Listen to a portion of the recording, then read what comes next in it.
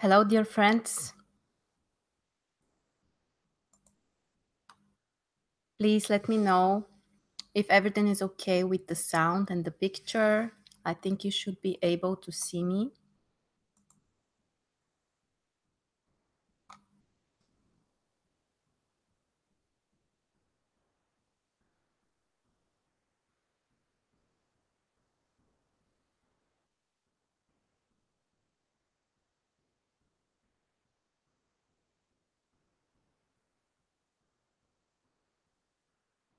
Okay, please let me know.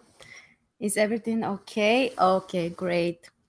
There is a little delay between the picture and after that the comments, so please be patient. Great. Welcome to my living room.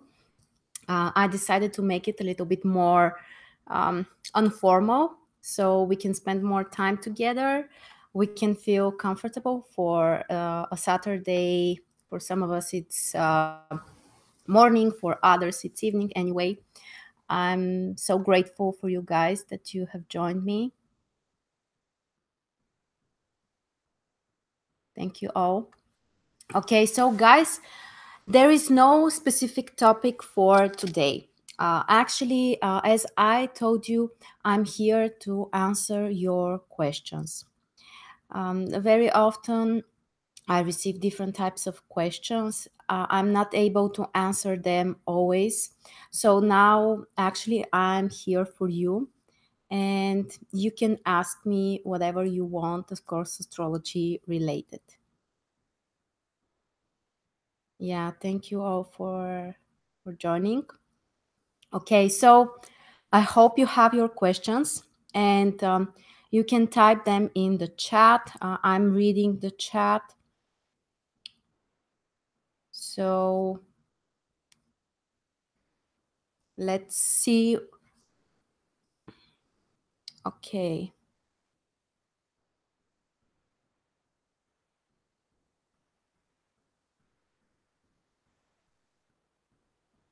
An interesting question. Okay, the first one about part of fortune. Okay, so guys, this is a very specific indicator. You know, it's not an actual planet. It's basically an Arabic point. It's calculated. There was a formula. It dependent on if the person was born during the night or during the day. The formula was different, but anyway, it indicates area of life where you can be happy, where you can, you know, feel really satisfied if you achieve some results, if you focus there. But about the transits of part of fortune, honestly, I don't work with that. Oh, you're asking actually about transits to the part of fortune. Well, it depends, I would say. If this is a fast transit, like let's say the Sun or Venus on Mercury, I don't think that the influence will be really important because it's something short lasting. If this is about, let's say, Uranus or Jupiter or Pluto, you know that those transits, they can last much longer. So of course, in this case, there might be, you know, like general transformation, depending of course on the planet which transits the part of fortune. Okay, but to be honest with you, of course, I pay attention on the part of fortune. My software calculates that. I want to see where it is in the chart, but I'm not using many of the other Arabic points. I'm sure that there are some of them which really work. It's just, you know, we don't have enough time, especially when we are making a personal consultation. We can't understand everything at the same time. And that's why usually I prefer to pay more attention on the more significant things. And if you want to go really in depth into analyzing the chart, of course, you can calculate Arabic points, you can calculate midpoints between planets. I'm sure that all of those stuff really work. Of course, it depends on how much time you have and how much deep you want to go and to understand something. Okay, let me see.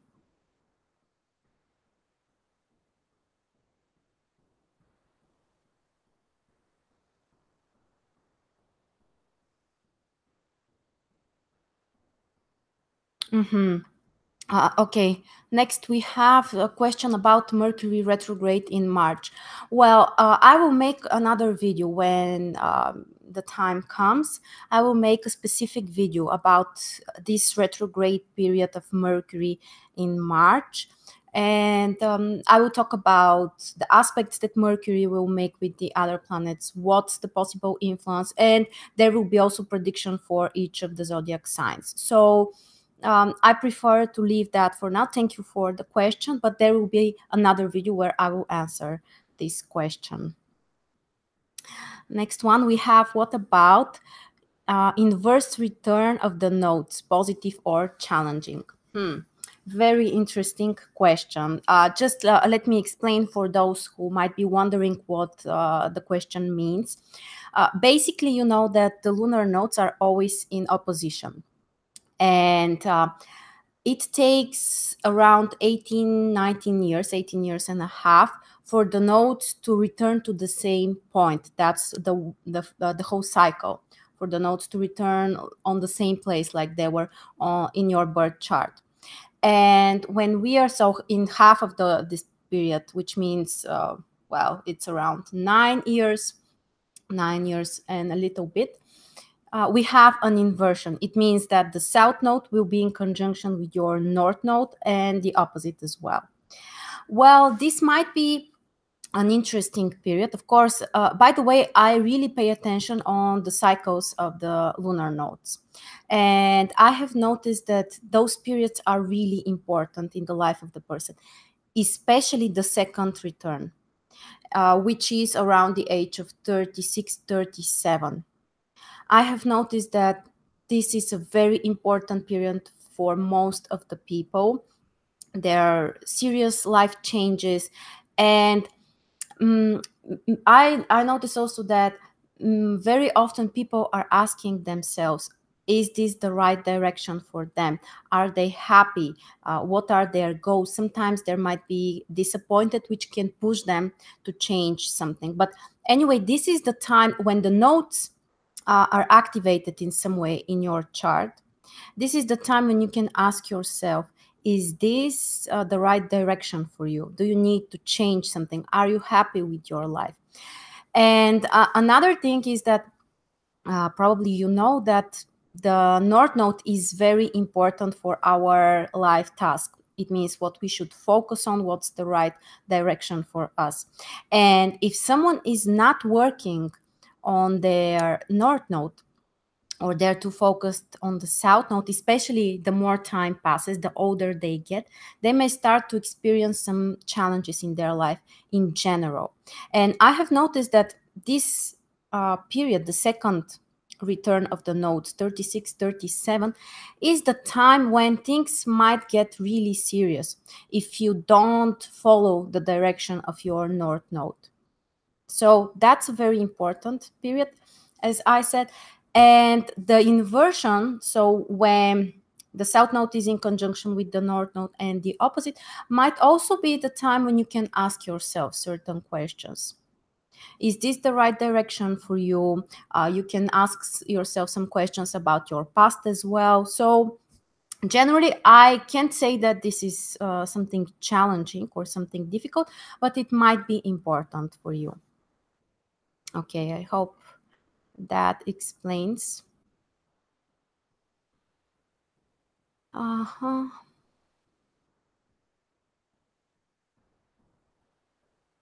Let me see. I'm losing a little bit of the chat because it's moving.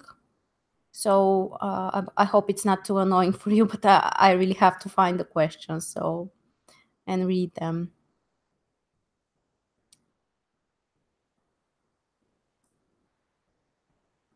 Hmm. Another very interesting question. How can you see the best time for pregnancy in the birth chart or in the transits? Hmm. First of all, which are the indications that we need to analyze when it comes to pregnancy and having a child? Um, of course, this first of all, this is the moon. How is positioned your moon in the birth chart? In which house? And most important, actually, the sign can also be important. There are signs which are more beneficial for having more children. There are others which are not so much. But it can't stop. I mean, it can't be such a problem that you can't have children only based on the sign of your moon. But something important is also the aspects from other planets. There are aspects which can bring difficulties during pregnancy, during labor, and of course after that, the early period after the child was born. For example, what comes to my mind? Saturn.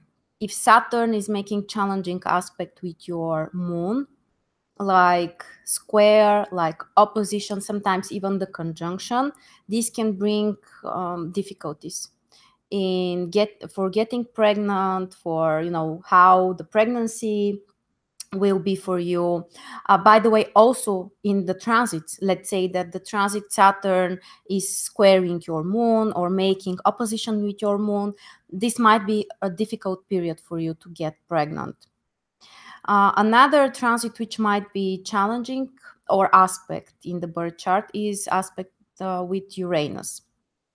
Again, the same aspects: the conjunction, the square, the opposition. And for example, in my chart, I have Uranus squaring my moon. And how it manifested was that actually my child was born prematurely.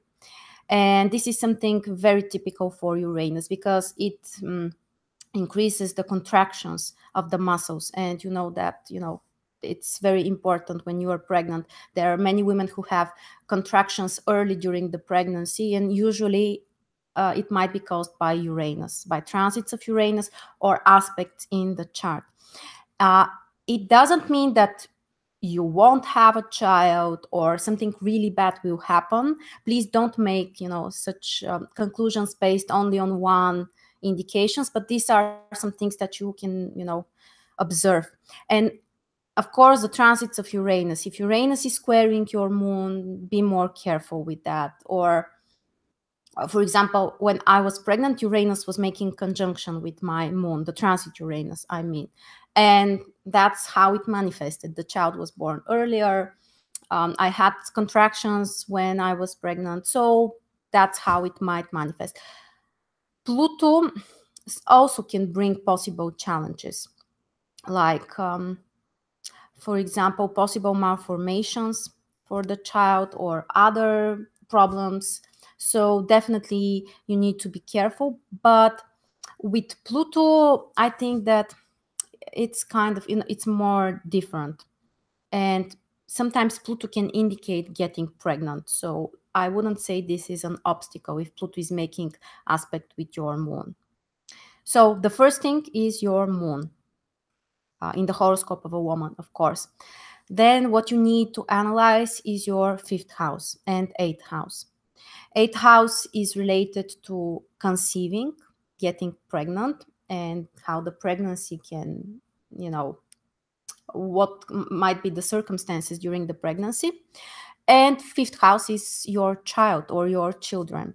So anything which is happening with those two houses, like planets which are transiting in those houses, like, for example, if you have planets in those houses, do they have some other aspects with other planets and the rulers of those houses? Mm, I know it might sound a little bit complicated, and actually, whenever we talk about an important life area, we always have to analyze a few indications. We can't make conclusions based on only one thing. And you always have to find a few indications for certain things in order to make conclusions. So Yeah, I think that these are the most important things when you analyze the topic about pregnancy and child. The moon, fifth and eighth house, and anything related to them, like planets there, rulers, um, aspects from planets with the cusps of the houses also. And the other thing is pay attention on all of the predictive methods, not only the transits. You definitely need to check what's happening in the progressions, what's happening with the progressed moon. This might be extremely important. For example, if the progressed moon is making square with Uranus, you have to be extremely careful if you are already pregnant or if you are planning to get pregnant. And another thing, nowadays, it's also a very important topic about in vitro procedures. There were also other names like ICSI, or those kind of supportive methods for people who have challenges in this area. Um, this is related to Uranus. So, for example, if you would like to, have an in vitro procedure, it's nice if the transit Uranus or in the progressions you have some positive aspects from Uranus. Let's say Uranus makes trine with your birth moon. This is a good aspect for in vitro procedures. Okay, I hope it was enough.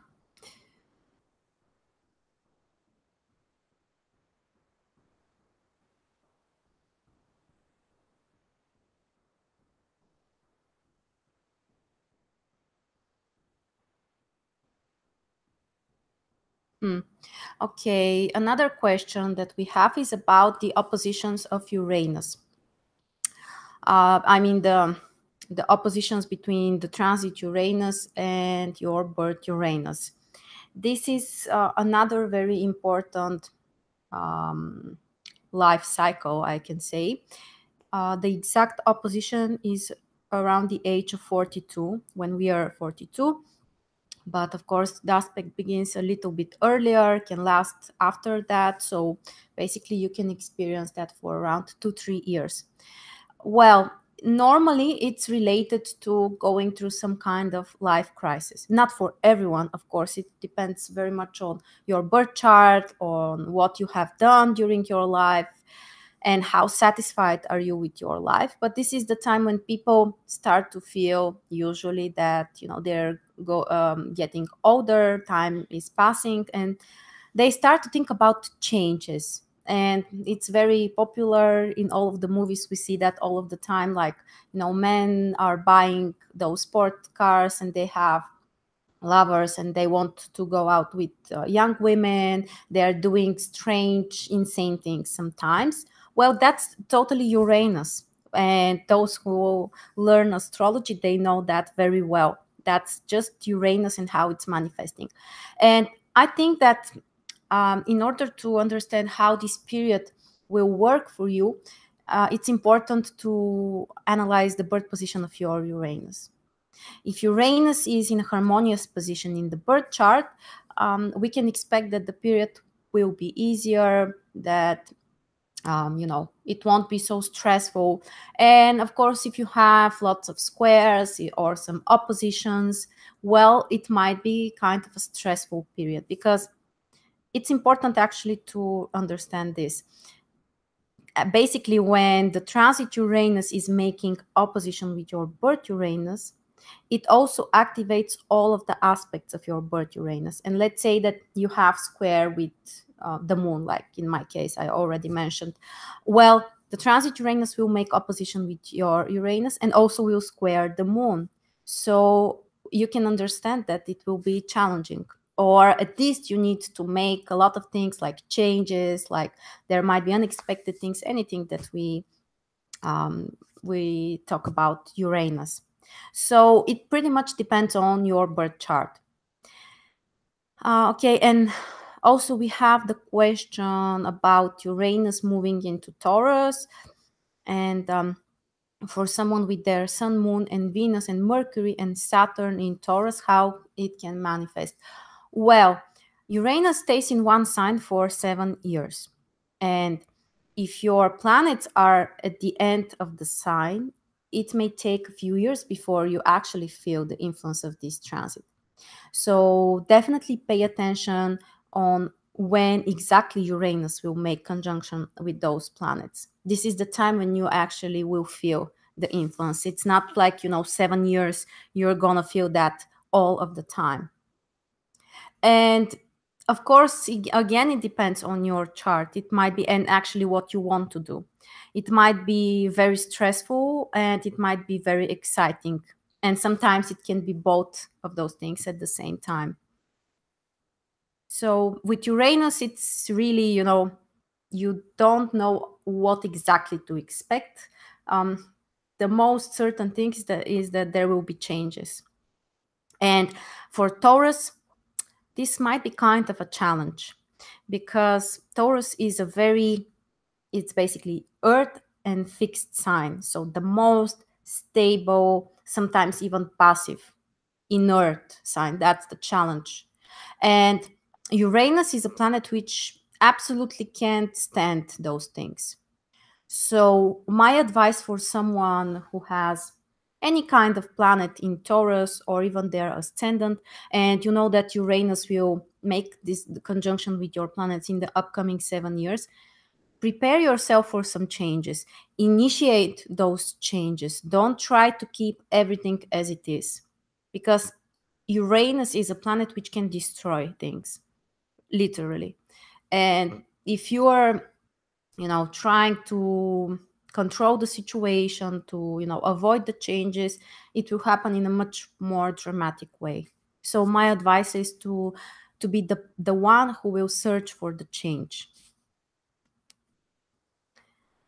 Okay.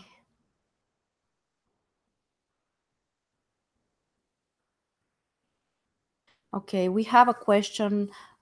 Best time for surgeries this year for tumors or facial Botox procedure? Okay, guys, this is a very important question. And I want to mention something very important here. So whenever we're talking about medical astrology, picking up a day for surgery or an important procedure, of course, you look what's happening right now in the skies, like where is the position of the moon, what kind of aspects do we have, which of the planets are visible. But remember that everything starts with your birth chart. That's so important, because it might look like everything in the skies is so harmonious and there are no really tough aspects. But let's say that, for example, Saturn is squaring the cusp of your sixth house, the transit Saturn, I mean, or Saturn is squaring the ruler of your sixth house. Well, this wouldn't be a positive time for you to go through some kind of procedure, like, treatment, or especially for beauty procedures, which can be postponed, of course. So I can't answer concretely this question, but I can tell you that you need to analyze what's happening in your personal chart always when we talk about so important things. And after you analyze your birth chart and what's happening in all of the methods, like the transits, the progressions, sometimes the retro progressions as well. After that, you need to pay attention on the sign of the transit moon. There is a basic rule for when it comes to medical astrology or operations. You don't want to treat part of the body in which currently we have the moon in the sign which is related to this part of the body. I'm not sure if I explained it very well. Let me give you an example. Let's say that you want to have something to repair your teeth. It might be something small, not necessarily a surgery. The signs which are related with these parts of our body are Aries and Taurus. Aries rules the upper part of the teeth, and Taurus is related to the lower part of the teeth. So you don't want the transit moon to be in any of those signs if you would like to go through some kind of treatment for your teeth. Well, maybe if, let's say, you want to treat your teeth which are on the upper side, maybe if the moon is in Taurus, that would be okay. But that's a general rule. Or let's say that Aries also rules the head. So you don't want to make surgeries on your head when the transit moon is in Aries. Or let's say the kidneys are ruled by Venus and Libra. So you don't want to make surgeries or invasive procedures related to your kidneys when the transit moon is in Libra. So pay attention on that. Another thing I don't recommend is also when the transit moon is in Scorpio. It doesn't matter what kind of procedure you would like to have, or surgery or operation.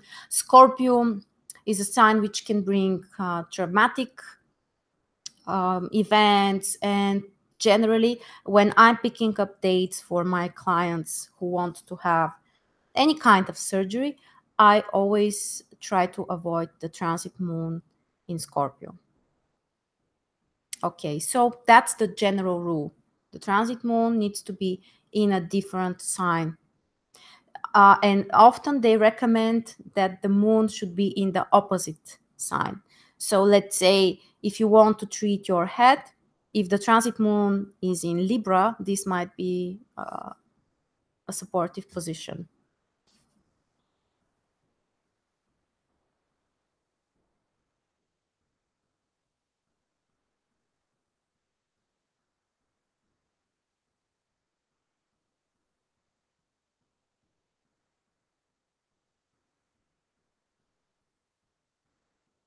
Okay, we have another question about Mercury retrograde in March. Guys, as I already told you, you will get a special video about that topic. And we have time, it's in 1 month actually, so we have enough time to talk about it, don't worry. Okay, there is a question, do I work with fixed stars?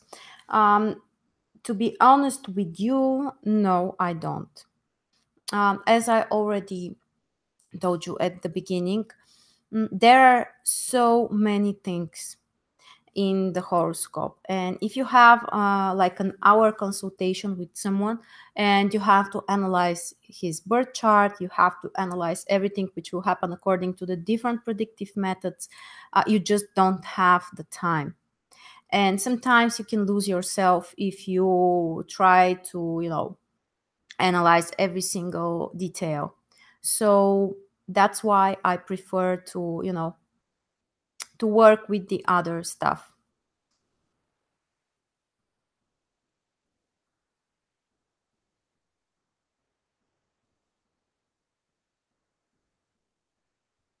Okay, what is another question is, what is the impact of the eclipse in my life? Okay, and then you mentioned the positions of your sun, moon, and ascendant sign. When I try to explain people how the eclipses will affect their life, I make predictions about their sun and ascendant sign. And you can listen to those videos. I make videos about every new moon, full moon, and about the eclipses as well. So just listen to those videos. That's the general information which I can give you. And what you need to pay attention on, the where exactly the degree of the eclipse or the lunation is falling in your chart. And sometimes it might be, like in the middle of the house, or sometimes it might be in conjunction with the cusp of a house, and this can change how actually the eclipse or the lunation will affect you. If the eclipse or the lunation is making conjunction with the cusp of a house, or if it's making conjunction with one of your planets, of course the influence will be much more significant. And I always analyze, when I'm making the personal reports, I always analyze the planets which the lunation will make with your personal planets. Let's say that right now, a few days ago, we had a solar eclipse in Aquarius, which was on the 28th degree in Aquarius, or the 27th. I can't remember exactly. Anyway, let's say that you have your Mars on the 28th degree in Scorpio. It means that the solar eclipse will square your Mars. So you can feel the influence much more challenging, and you may need to fight with something. There might be some conflicts or confrontations, or in some cases you have to be more careful about possible accidents. So that's really important, to have the bigger picture, to see everything which is happening. We can't make precise predictions based only on knowing a few indications like your sun and ascendant sign, if we want to be really precise. So that's my advice. Find the exact degree. In my videos, I always say the exact degree of the lunation, and then just analyze where exactly the lunation will fall in your chart, and are there any major aspects, or not major aspects. There might be also minor aspects which can be important. And actually, it reminds me that tomorrow I'm making the webinar about the aspects, about the types of aspects. So if you're interested in learning more about more than 30 different types of aspects, you're welcome to join us. I think that the link was in the description below. You can also go to my website if you are interested to join us. Okay, let me see.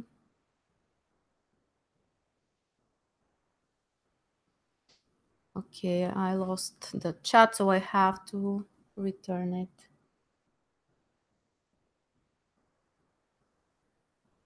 Okay, I found it.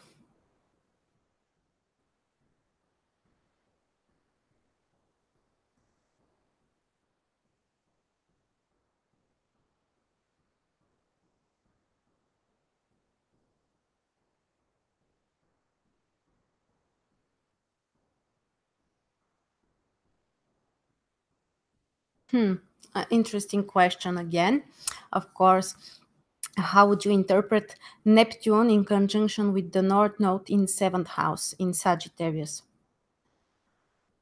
Okay, so first of all, how we should start the interpretation. What the North Node means. The North Node means what you should work on, which are the qualities that you should have, you should focus on, and life area in which you should focus.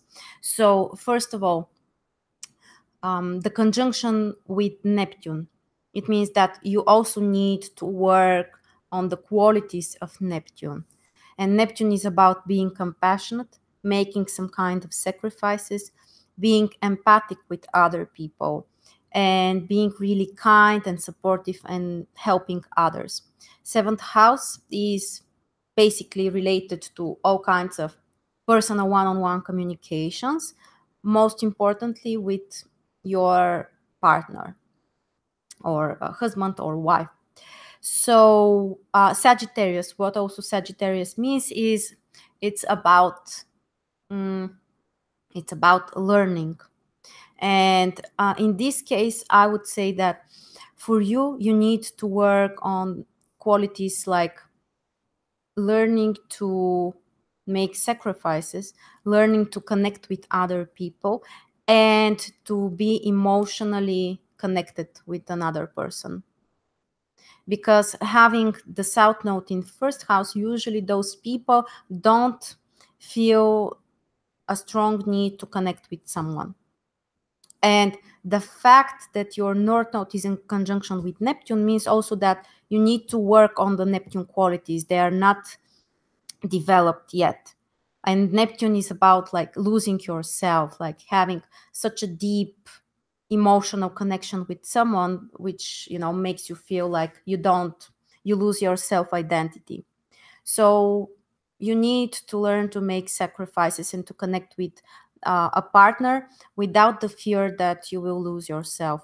and you will lose your ego or your identity. And Sagittarius is about learning. So probably mm, you should learn to learn from your partner.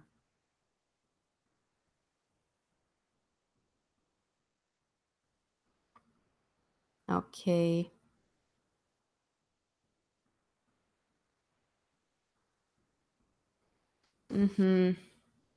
Someone asks, my North Node is on the 26-degree Sagittarius on the galactic center.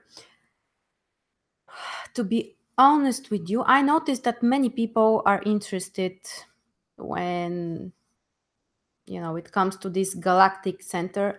If I have to be honest, I'm not really paying attention on that. In my opinion, this is not something. How can you interpret that? What does it mean, the galactic center, actually? So, and what could be the impact on a person, on anyone's life that could be related with the galactic center? If I have to be honest, I just don't know how to interpret that, and I don't think that it will have some kind of strong impact on anyone's life. That's my personal opinion. Of course, you may have your own opinion, you may observe some other stuff, but if I have to be honest, I just don't get how the center of the galactic can affect you, honestly. So I just don't pay so much attention on that. I know that many people talk about some fated things and everything is karmic, and when it comes to the galactic center, it's always about karma, karma, karma. Well, I don't see it in this way, to be honest. That's just my personal opinion, as I said.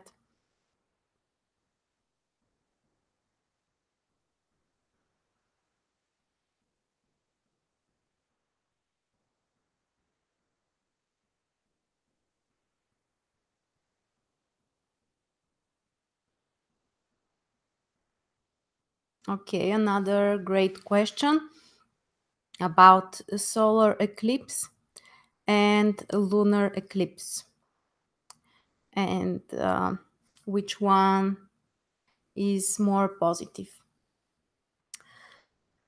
Let me explain very quickly actually what's the difference between the solar and the lunar eclipses. Basically, the solar eclipse is a new moon, which means conjunction between the sun and the moon. And also, one of the lunar nodes is in conjunction with the sun and the moon. That's what makes the solar eclipse. And there is, the planets are aligned in a way, like the earth, the sun, and the moon are aligned in a way which makes the sun invisible from our perspective here from the earth for a very short time. Basically, that's the only case when you can have an invisible sun. In all of the other cases, all of the time the sun is visible. So it depends if the node is the north node or the south node.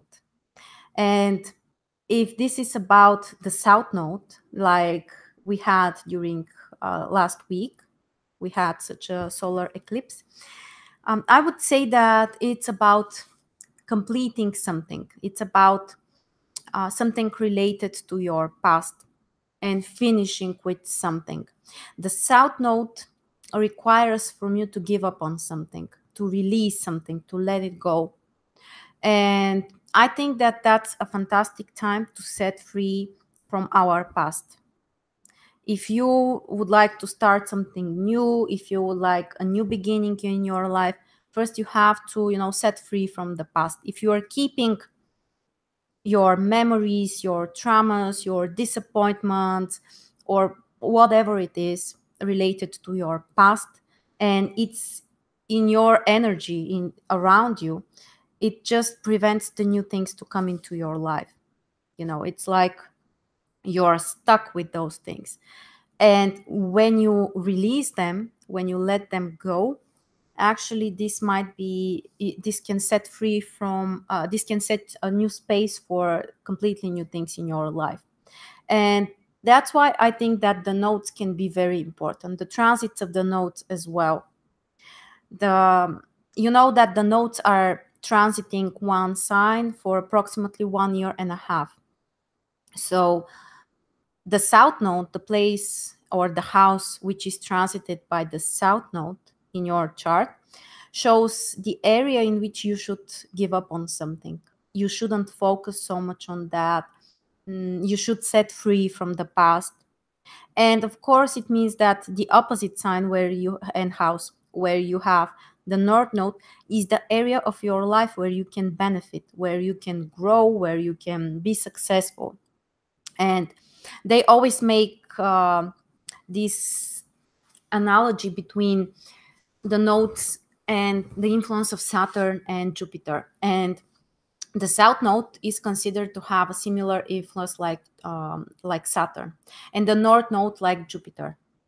So I think that most of you are familiar with the influence of Saturn and Jupiter, and basically that's how we can understand where we can benefit and where we need to separate with something or set free from something. And and about the lunar eclipse, we have a lunar eclipse when there is a full moon, which is in conjunction also with the nodes. The sun is in conjunction with one of the with one of the nodes, and the moon is in conjunction with the other node. And this is a time when you can also realize some important things. Why? Because the sun is related to your conscious mind. The sun is related to our things which we are aware with, we can realize. And the moon is related to our unconscious mind, things like emotions, things which are not logical, and very often we are not aware with those type of things. So when we have an opposition between the sun and the moon, that's when the moon looks really bright. We can see the full moon actually here from the earth. So literally this is the time when you can realize something important for your life, and you again you can set free from something, you can release something, let it go out of your life. And it's about balancing. The oppositions are always about balancing, all kinds of oppositions in your chart, in the transits, and also when we talk about the sun and the moon or the full moon. This is about balancing two areas in your life. So positive or negative, I don't like to give such assessments, because it really depends on how you're going to use this energy. If you try to respect the energies, if you are ready to let the old things to go when the time comes, if you are willing to start new things when the time comes, then you can benefit more. If you would like just to stay where you are, nothing, you don't want changes, you don't want anything, then of course we can say that you're going to benefit. So everything depends on how you work with this energy. Okay.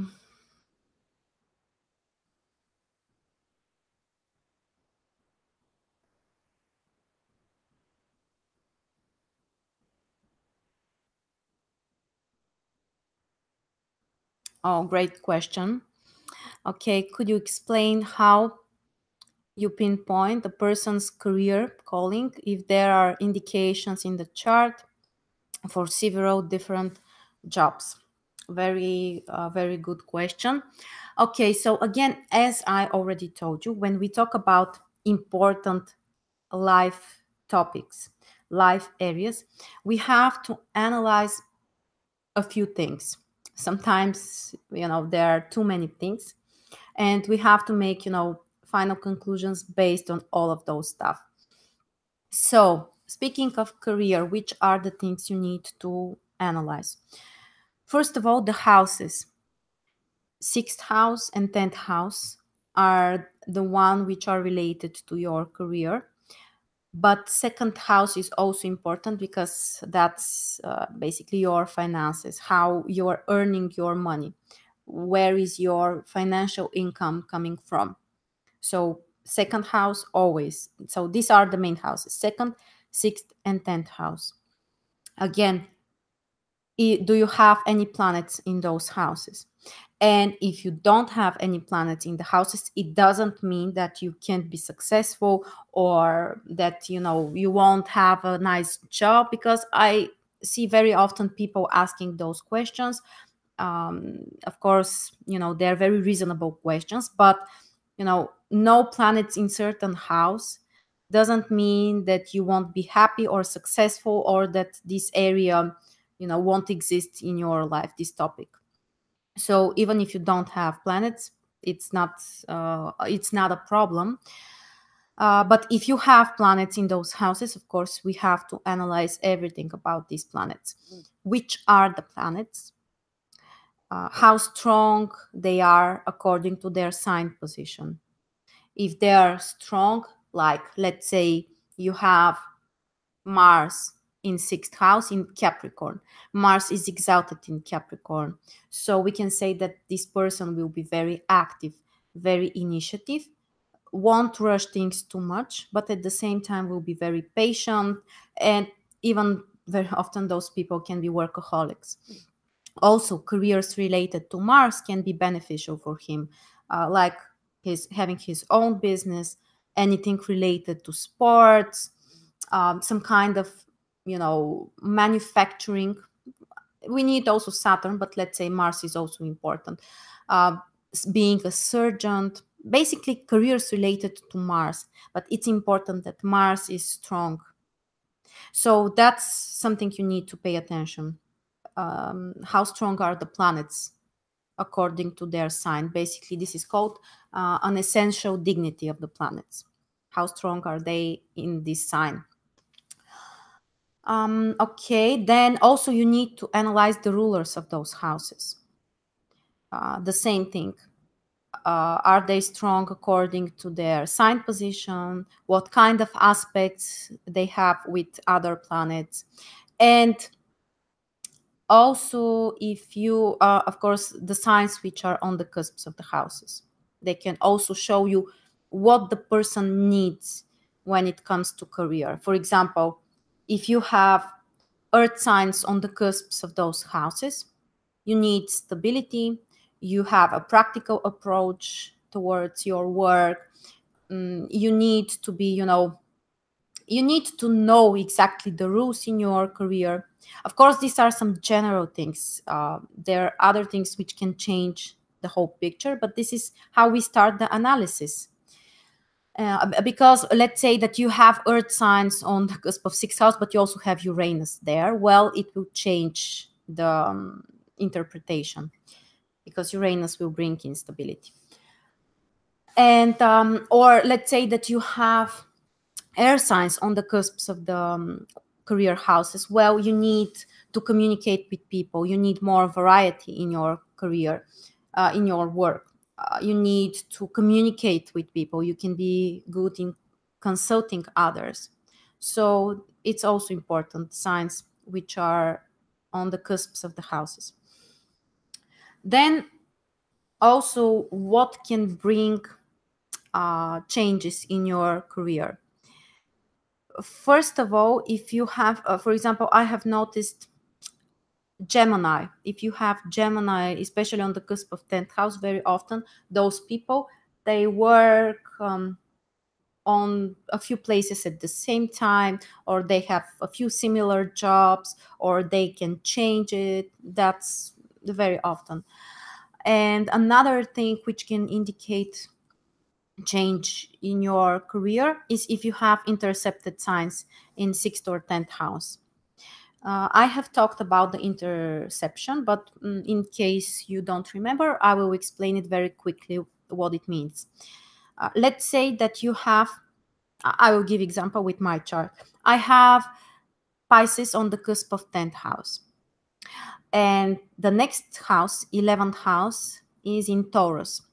And Aries, the sign Aries, is in my 10th house, the whole sign. So it makes the sign like locked in this house. There is no cusp of a house which starts there. And the interceptions are always in pairs. If you have one intercepted sign in certain house, always the opposite sign will be intercepted in the opposite house.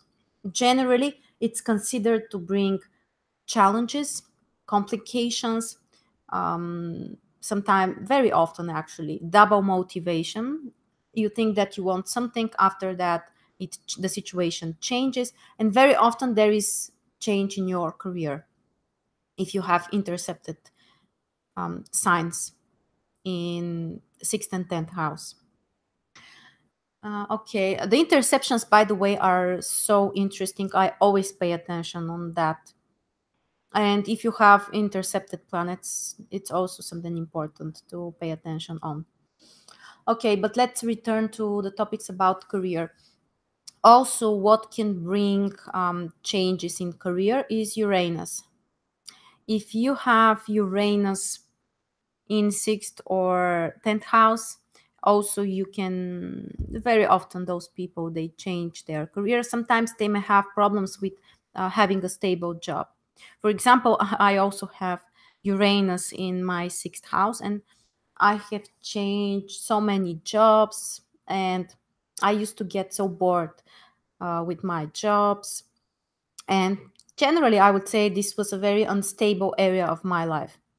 And now, after I found astrology, of course, everything changed, because astrology is related to Uranus.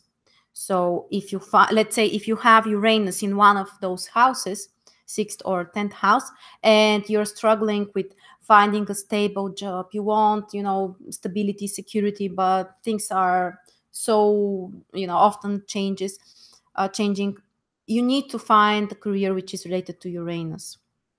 In this way, the planet will influence you in a different way. The same with Neptune. Neptune, I also have Neptune in 6th house. So Neptune can bring complications and also confusion. You may not know exactly what you want. Again, there might be so many complications, and it may take a very long time before you find out your career, unless it's related to Neptune. And Neptune's careers are mostly related to helping people, like medicine, like psychology, like what else? Anything related to art, like musicians, artists, dancers. It's all Neptune related. So you have to find the balance, actually. If you have those planets in your 6th or 10th house, you need to find the balance. And another thing which is also very important, when you are trying to find a good career direction for someone, you have to define, the type of activity to which planet you can relate that. For example, if we're talking about Neptune, Neptune is also related to biology, pharmacy, and if you want to work in those areas, for example, you want to become a doctor, or you want to become a photographer, it's also related to Neptune. Neptune needs to have some kind of connection with your 2nd house if you want to earn money from this activity. What it means to have a connection is, it could be the planet is in your 2nd house, or the planet is in conjunction with the cusp of 2nd house, or it makes aspect with the ruler of the house, of 2nd house, or it makes aspect with planet in your 2nd house. And the last option is if the planet makes aspect with the cusp of the house. This is very important, because it will allow you to earn money from activities which are related to this planet. And even if you have a challenging aspect, it's not such a problem. It's better to have a challenging aspect than no aspect at all. So even if, let's say, Neptune is squaring the cusp of your second house, you can still work as a photographer. You can earn money from this. Okay, I hope I answered your question.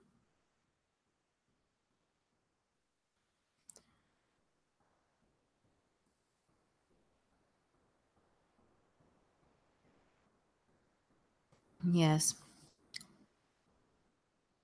The moon in conjunction with Uranus and Pluto.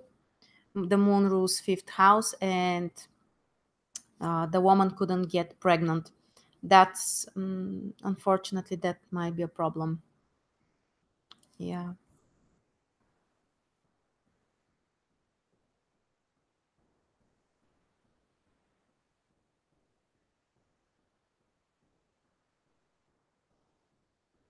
Okay. Someone asks again question about career. Well, I think that I also explained part of your question on natal moon in 10th house in Sagittarius. Well, careers related to the moon, which means working with children, and especially in this situation when the moon is also in Sagittarius, you can teach children, I believe. Probably it won't be easy because of the squares, and it might be challenging, but the squares, they don't mean that you can be successful in this area.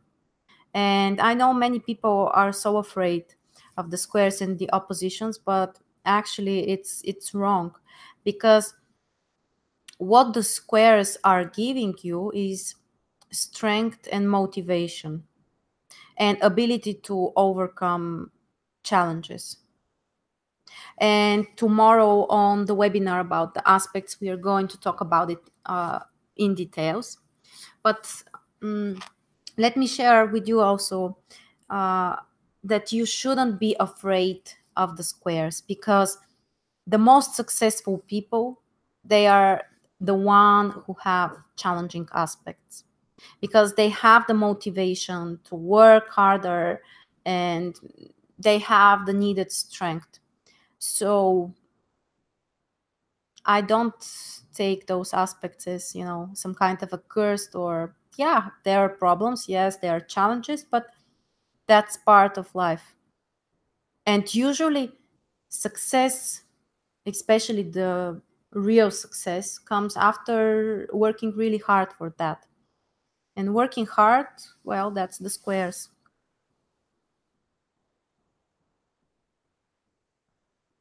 Okay, another question. Someone says, empty seventh house, no committed relationships. Well, no, it doesn't mean that. As I talked about the careers and the empty sixth and 10th house, the same things are true also for your seventh house. Having no planets in seventh house doesn't mean that you won't get married, because you have a ruler of the house. Everyone has ruler of seventh house. If you don't have planets in seventh house, you just need to analyze what's happening with the ruler of your seventh house and with Venus. Venus is always related to relationships. If the ruler of your seventh house is in a bad position, there might be challenges in this area. If the ruler is in a strong, nice position, this area will be more positive for you. But it definitely doesn't mean that you won't get married. Another thing I have noticed, basically, it's kind of the opposite question about what you are asking me, and it's about what does it mean if you have many planets in seventh house? Because there are people with 3, 4, 5 planets, sometimes even more, in seventh house. Well, I have noticed that usually not always, but usually they have more than one marriage or serious relationship, like living with someone, being really committed, very often. And it may also be more difficult for them to find one person who will cover all of their requirements and needs at the same time. Because if you have a few planets in seventh house, the chances are that those planets might be very very different from each other. And you may have very different motivation and needs. Let me give you an example. Let's say you have Venus and Mars at the same time in your seventh house. Well, Venus in seventh house suggests that you need a kind partner, someone who is very, gentle person, maybe who is dressing very well, who looks very attractive. So that's what you need. But on the end, you need to have, a very nice communication, very smooth communication with the partner.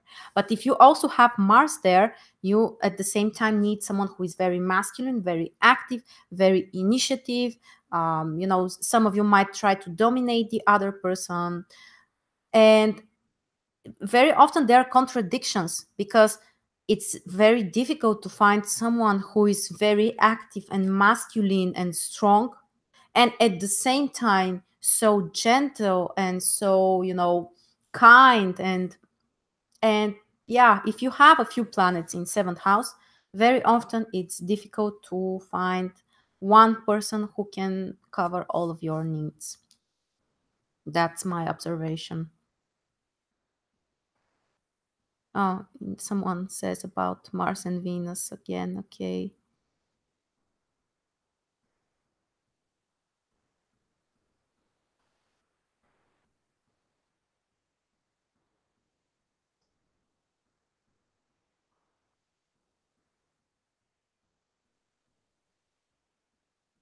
Okay, someone says, I have Mars and Venus conjunct in my third house, Jupiter in 11th, Saturn close to my Sun in Leo. What does it mean in regards to work and career choices? Um, I'm not seeing any connection with that. Third house is not related to your work. It could be if the type of your work is related to third house, but as I told you, you should start with your sixth and 10th house. If any of those planets are ruling sixth and 10th house, then yes, you need to interpret all of that, which you just mentioned. But if you have some other rulers, then Venus and Mars may not be related at all. Someone shares that their father died during Uranus opposition. Well, it's difficult, to say if that's related to this event because we have to see everything which has happened with the chart during the time. But let's say that Uranus is related to your eighth house in some way, or maybe to your 10th house, then there might be some kind of shocking event or very stressful event related to someone dying or losing something or problem with parents. So yeah, it could be, but we need to see everything else. We need to find out also how Uranus is positioned.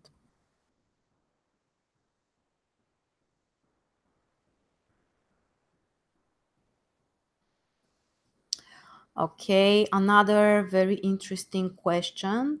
Configurations of not having a relationship and being single forever. Well, I really don't like such, conclusions, being single forever, because you can, there is always a chance. You can always, change something, or in the progressions, for example, something might change. So my advice is never to, mm, never make such conclusions, which are so hurtful for the person or might be hurtful. Of course, I will share with you some indications which can bring problems in having a family, in having a relationship, but please don't take this as some kind of, final final thing.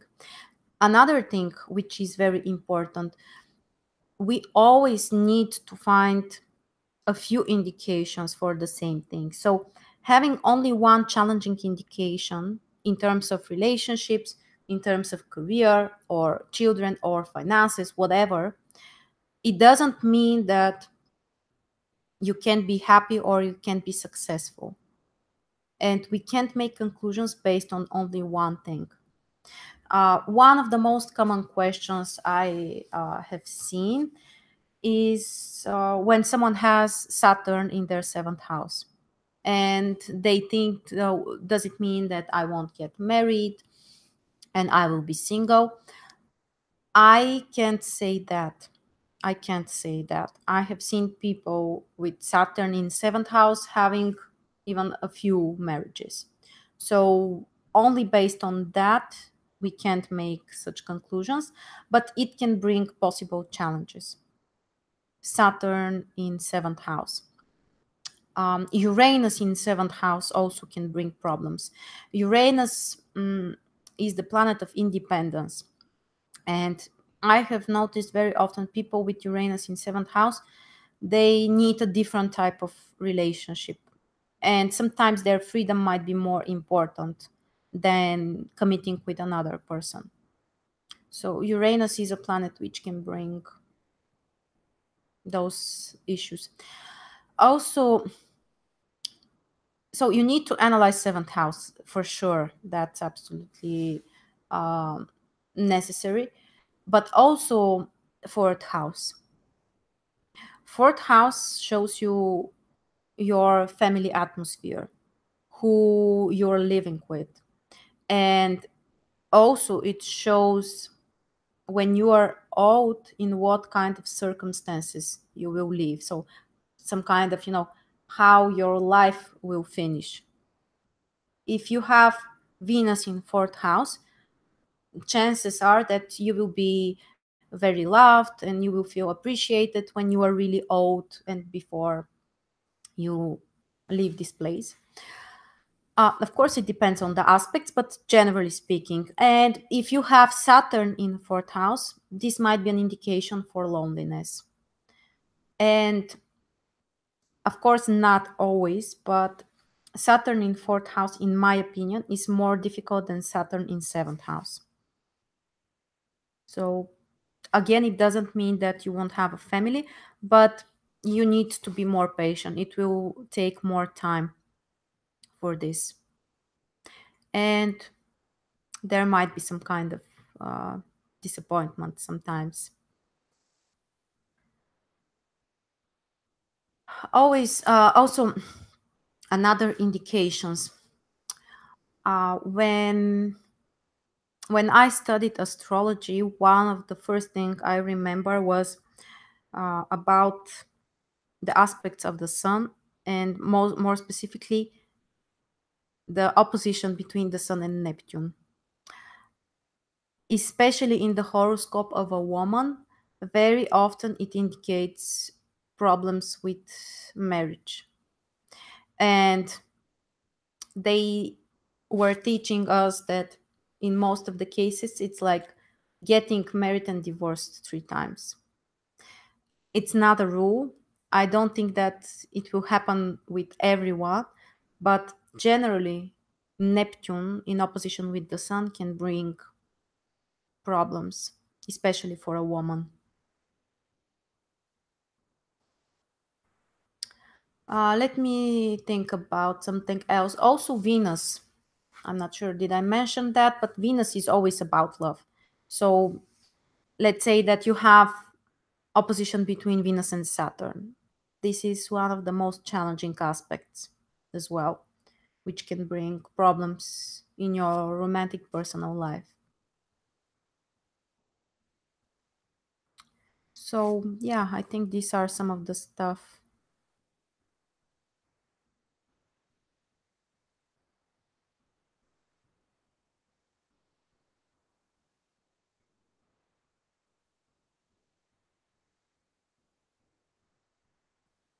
Another question. Someone, Leo rising and Sun in Virgo, and what should they listen?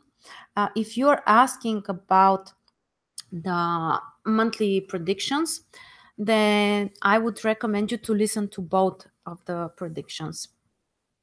Okay, just I'm sorry that I'm moving, but I want to feel comfortable because, yeah, it's taken a while. So, yeah, you need to listen to both of your sun and ascendant sign.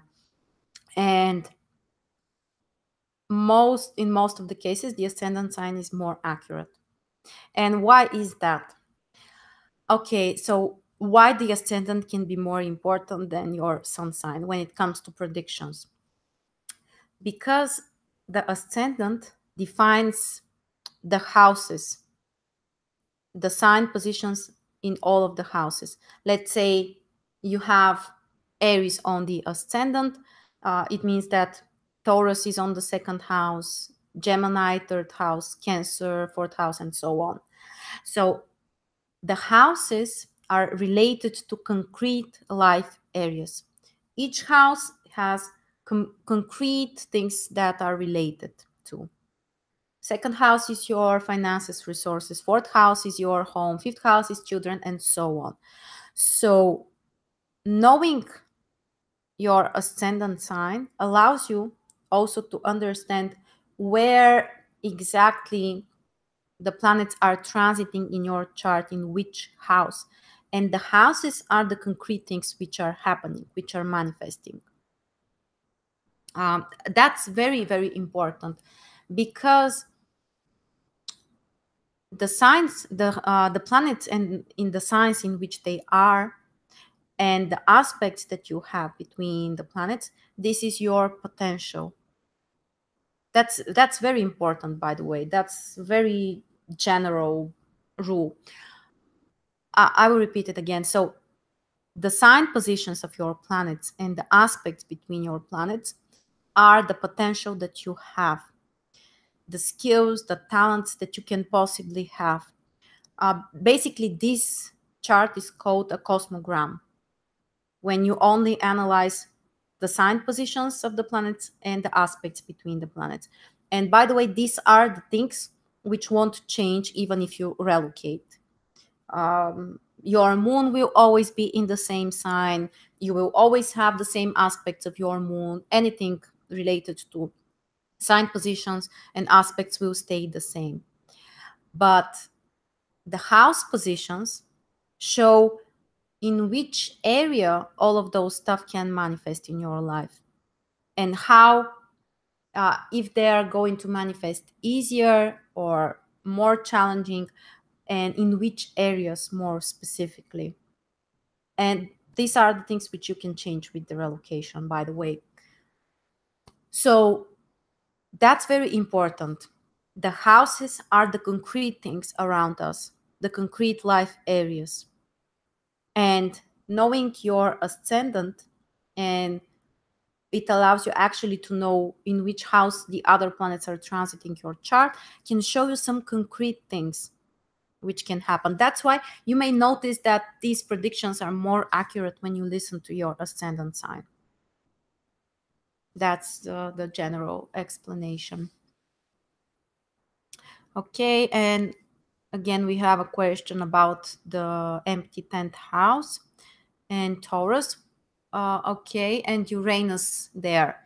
So for you, you need only to pay attention when exactly Uranus will cross your 10th house. When will be the exact conjunction?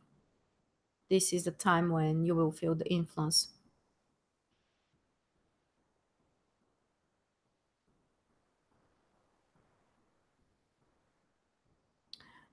Okay, another question. Rahu, Uranus, and Neptune are all in Capricorn. Did I miss my moment for transformation with this last big Capricorn moon? Definitely not. Okay, so the solar eclipses, the lunar eclipses, everything which is happening, of course, is important. But I always repeat that what's most important is what's happening in your birth chart. So pay attention on the transits in your chart, on the progressions, and they will give you the needed answers. with all of those Capricorn planets, you need to find out when the transit Pluto will make conjunction with your planets. Uranus has squared, the transit Uranus has squared those planets already. By the way, if any of those your planets are at the very last degrees of Capricorn, you will feel the square during 2018 as well. But it doesn't mean that there won't be any transformations for you. So yeah, you just need to analyze your birth chart. Definitely you haven't missed it.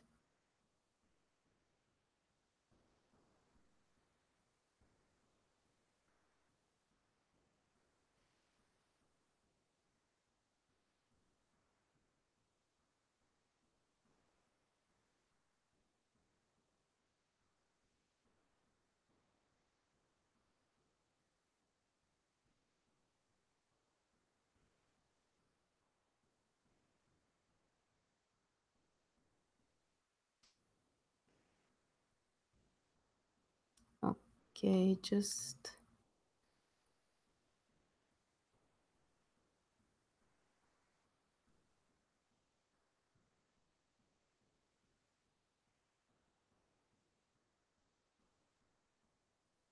okay, I'm sorry, I just missed the chat and where exactly was the question, so I just have to find them.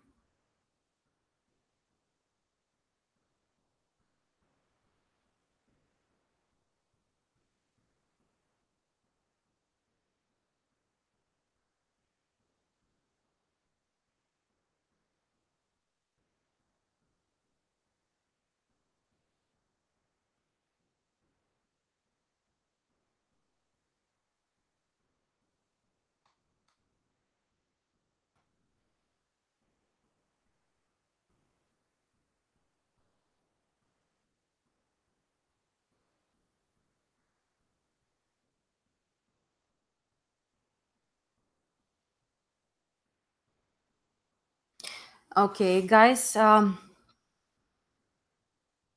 course, we are going to continue answering your questions, but I just want to take 2-3 minutes break.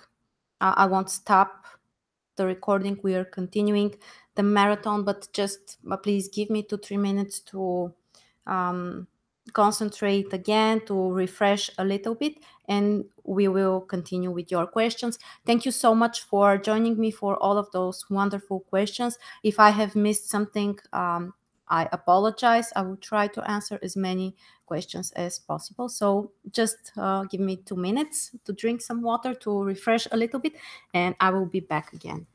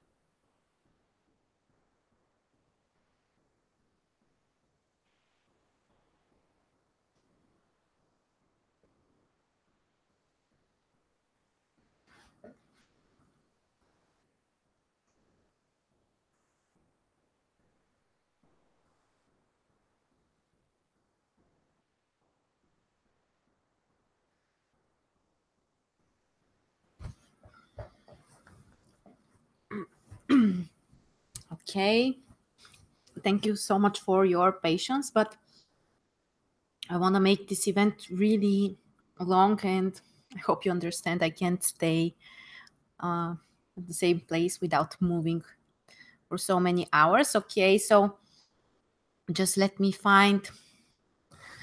Okay, where was the last question I answered?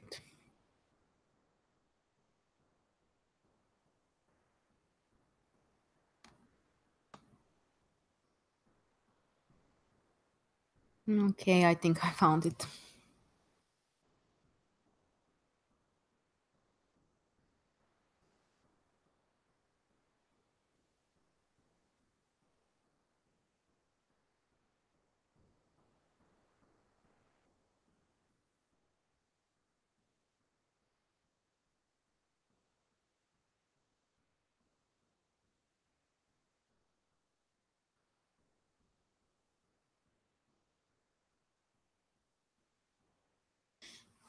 Okay, next great question for my lovely friend Debbie. How do you approach the chart when first reading it? Debbie, this is a very, very important and so reasonable question, but I'm not really sure that I can give you a recipe. Um, the easiest way would be to tell you to pay attention on the sun, the moon, and the ascendant. That's classic answer, of course, which is true. It will give you a lot of information. Maybe for beginners, it's not actually a bad idea to start the interpretation from that place. But if we are talking about really in depth analysis and approach, it's not always working like that. You have to find the most important in the chart. And it could be like which is the strongest planet in the chart, or are there a few things which are pointing to the same thing, like a few indications which are all very similar, all giving you the same information. So for every chart it might be different. um, how I start to read the charts, the first thing I pay attention on are the elements, the astrological elements. It's so basic. I think that most of you know about the elements, or if you don't, then definitely I recommend you to learn more about the astrological elements. This gives you a lot of information about the person. Which is the dominant element in the chart? Is there an element which is lacking in the chart? Or maybe someone has a balanced element combination, but that's always very important. And the next thing which I pay attention on is the configuration, the astrological configuration in of the chart. And there are a few, not so many, but a few astrology configurations, and they are also very important. If you're not familiar about those astrology configurations, basically that's about how the planets in the chart are placed. Literally, when you look at the chart, are there empty zones? Which zones are, with more planets? That's what you're looking at. You don't look about in which planet is, where. You just look where you have planets. And when I first started to learn astrology, they also teach us to try to make some conclusions about how the chart looks to you. Does it look balanced, or does it look like there are some empty zones and there are other really concentrated places? So what can you say about the appearance, literally how it looks like to you, because in some way it affects the personality of the person. Of the person. And there are, as I said, a few astrology configurations, like a cup configuration or bow, also called, like swing configuration, locomotive, knot configuration, splash. I might be missing something right now. Yeah, there was also a basket. Well, there are, let's say, 6, 7, or 8. Can't remember right now, but I always pay attention on that. It gives a lot of information about the person. So it could be, it's difficult to give you a recipe how to read the chart, because basically we need to, learn the whole astrology, the whole science, in order to answer the question. But I would recommend you to start with the balance of the astrological elements, including also so the elements and the modalities. The modalities were the cardinal, fixed, and mutable signs, also important. And the next thing is to try to, give some kind of conclusion about how literally the chart looks to you. Does it look balanced? Does it look unbalanced to you, and anything? And learning more about the configurations. They are so important. And after that, finding the strongest indications. Are there really accentuated planets or houses, like stelliums, for example? Or are there a lot of indications pointing to the same conclusion? These are some of the guidances when it comes to the first interpretation.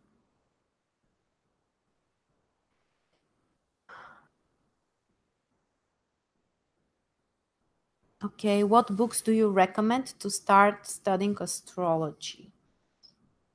Well, if I have to be honest, I don't think that my books, most of my books are actually not in English. So I have planned that actually to make maybe a blog post or a video and give you guys some recommendations about books. Something that comes to my mind is Liz Hurley. Liz, Liz Hurley. Oh my God, Liz Green. Sorry about that. Liz Green. She has a few books which are fantastic, and they are mixture of psychology and mythology. I really love those stuff. For beginners, I really have to think about it, because you need more basic information. By the way, I have an ebook which is about the astrological signs, the 12 signs, and I talk about basically how all of the signs are connected. So if you're interested, you can check my website, marsstars.net. You can find the ebook there. I think that for beginners, it's not a bad option.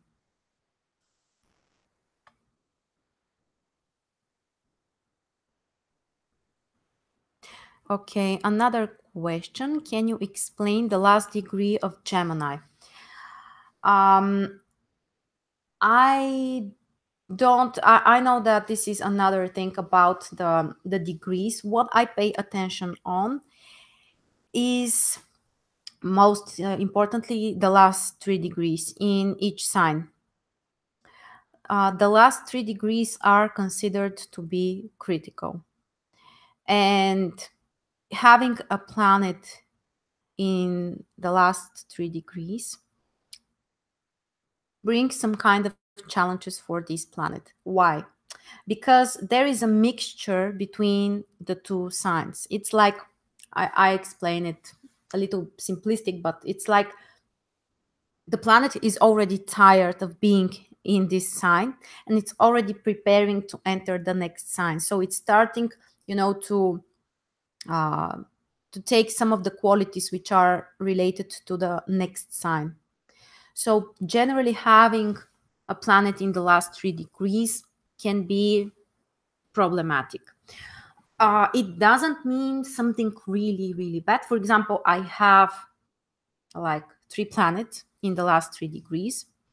And well, yeah, for some things, probably there were some challenges, but as you can see, I'm here. Nothing so badly, or, you know, well, of course, there will have been some kind of problems and challenges, but it's not, my point is that you shouldn't take this as something really, really bad, like some kind of cursed, but you have to know it. Having having planets in the last 3 degrees of certain sign makes the planet weaker. That's the general rule. The planet is not so strong. Even if it's in a strong sign position, the last 3 degrees make the planet weaker. For example, let's say you have your Jupiter in Sagittarius. Jupiter is the ruler of Sagittarius, which means that Jupiter is extremely strong and positive being in Sagittarius in your chart. But if it's in the last 3 degrees, your Jupiter is actually not so strong. First of all, the last 3 degrees are making the planet weaker. Second of all, the next sign, Capricorn, is the place where Jupiter is in a weak position. This is the detriment position for Jupiter. So you have to pay attention on that.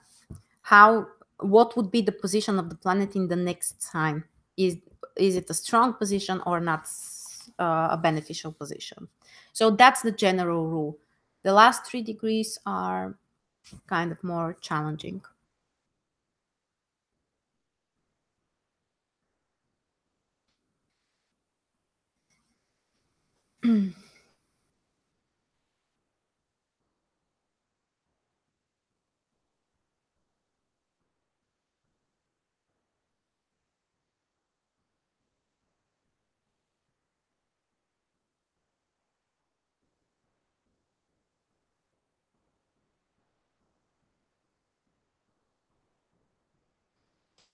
Okay, the next question we have about Neptune square natal Sun. Well, yeah, it could be kind of a challenging aspect, and it depends. I have noticed that it depends if the chart is in a female or a male. For women with Sun and Neptune in a square aspect, very often it indicates attracting partners who may take advantage of you, or you need to sacrifice yourself for the other person. And the opposite, very often, if this is in the chart of a man, it might be the opposite. The person is the one who wants their partner to make those sacrifices. Not always, but very often. And this might be kind of a challenge, because Neptune can make you really confused. Neptune can make you really confused, sometimes, yeah, unmotivated. But you are unmotivated because you are not interested in the material stuff. You need to find the meaning, so how you can help other people. That's the mutual thing, because you mentioned about a few planets in sixth house. So sixth house and Neptune, they are all related to serving and helping people. So I think that you need to find how you can help other people in a way that is meaningful, and that's what can unblock this energy.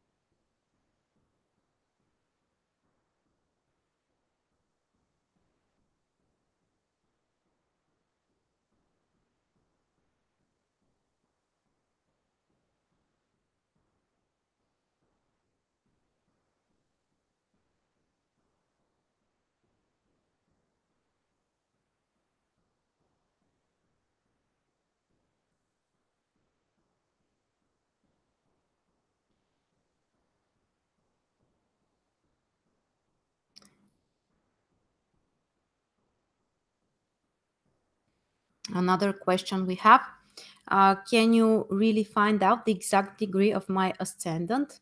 And then we have explanation that the time can range about 40 minutes. Yes, we can find that. This is called birth time rectification. So in order to find your ascendant, we actually need to find the exact time of birth, which is absolutely possible with the methods of the birth time rectification.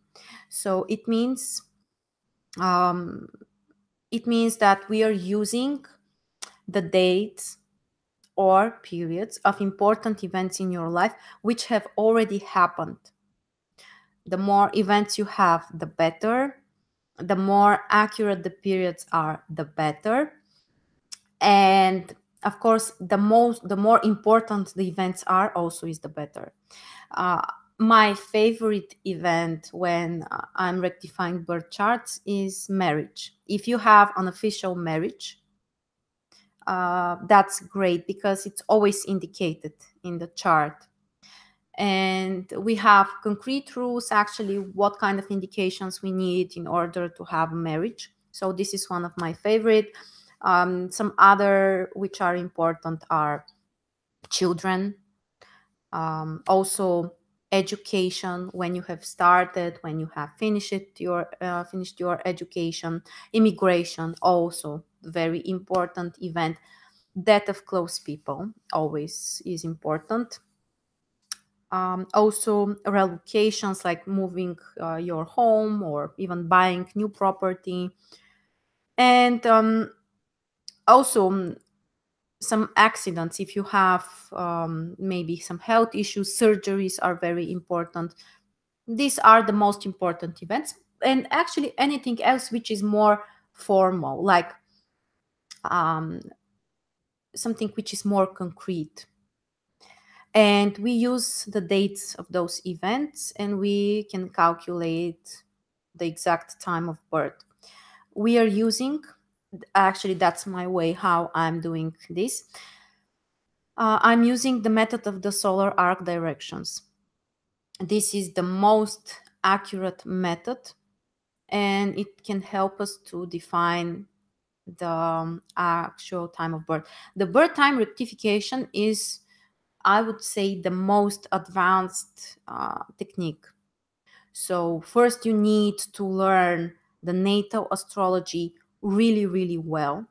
After that, you need to learn the predictive astrology, the different methods, everything. And after that, you can start to learn about the rectification. But it's really important. And I always recommend, if you are not sure about the exact time of your birth and you're really interested in astrology, I recommend you to have a rectification because it will allow you to have a much more accurate predictions based on this method, the solar arc directions. So yes, we can calculate exact time of birth.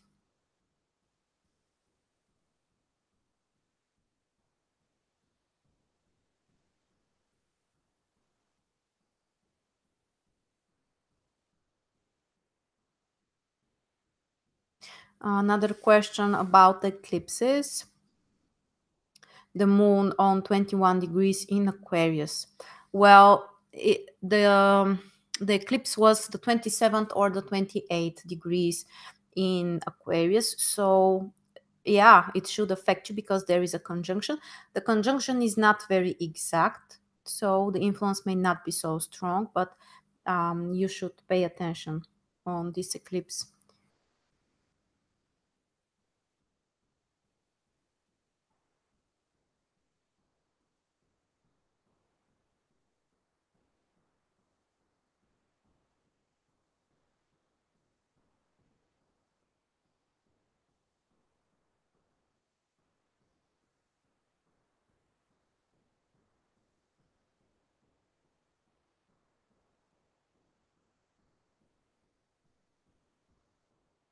Okay, another question about the solar eclipse. I understand that we recently had an eclipse, so it's normal to be interested in that.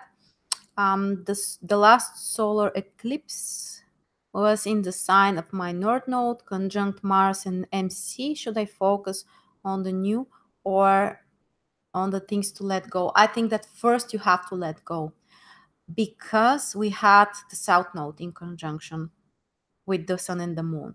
Normally, when we have a new moon, when we have a solar eclipse with the North Node in conjunction with the Sun and the Moon, I would say go for it, start new things. It's time for a new beginning.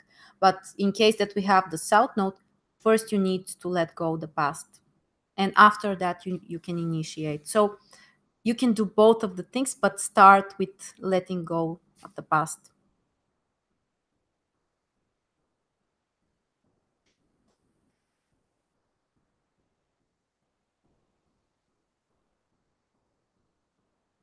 Okay, for the surgical procedures, guys, as I told you, I cannot um, I cannot answer those questions without looking at the chart. It's too important, and I need to see everything in order to give you answers. Only knowing certain indications is not enough.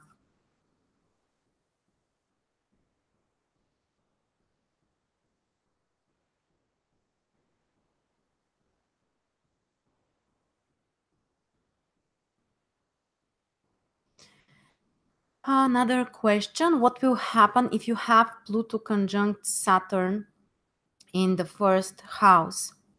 Well, first of all, this is kind of a challenging combination. Pluto and Saturn, they were in conjunction around 1983, I believe, for the last time. Before that, 1947, I believe. So probably you were born during, uh, I guess, 1983 or close to that. And the conjunction is in your first house. Well, this might be kind of a challenge. Why? Because both of those planets could be related to possible fears. The topic about control is also really, really important. And here you need also to analyze, do you have some other aspects to Pluto and Saturn? Because it's extremely important to understand, if the conjunction will be more challenging or more, positive for you, or easier actually. And if, for example, I have seen charts where the person has Pluto and Saturn in conjunction and also squares the Sun, well, this might be very tough. Or if the conjunction has only positive aspects, it will make the energy to flow much easier. So that's the first question you need to answer, to find out what are the other aspects to this conjunction. But generally this might be mm, kind of a challenge. Pluto in first house can make people, both actually, Saturn as well, can make people more negative or focused on, noticing what's not working, what might go wrong. So you have to work with fears. You have to learn to, trust the universe or whatever you want to call it, and to release the control. Of course, it depends on the whole chart, on the other aspects, but Pluto and Saturn, they can make the person want to control everything, including their personal behavior. When the conjunction is in first house, you can try to control everything with yourself. You may not allow other people to get close to you. There can be a barrier between you and others. And generally, you don't get in touch with people so easily. Of course, it depends also on other people, but in general, that's what we can expect. And yeah, pay attention on the aspects.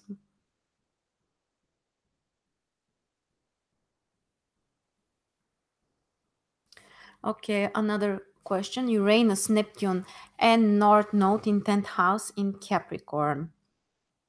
So that's the area on which you should work on.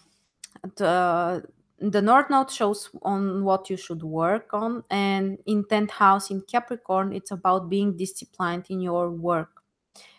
Focus on your career. It might be more challenging to find your vocation because Neptune can bring those challenges. You might be a little confused about the right direction.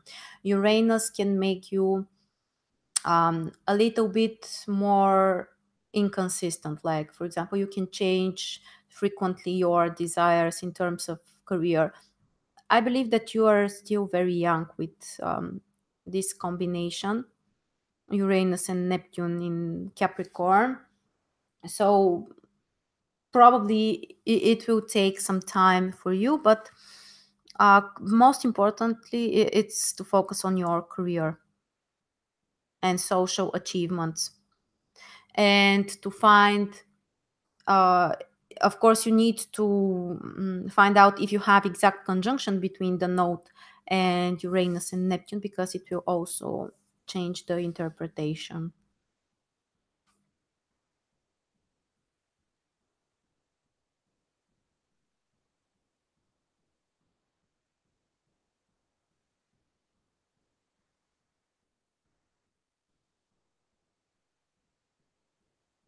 Okay, we have another question. I have a test next week, failed many times. I have been trying non-stop. Will the outcome found will be found during this transit? You need, when it comes to education, you need to analyze third, ninth house, Mercury and Jupiter, and find what's happening in the transits, in the progressions, most importantly. If you have some challenging transits, it might be a problem. If you have something positive happening, like maybe Jupiter making aspect with a planet in your ninth house or with the cusp of the house, you can expect something more positive to happen.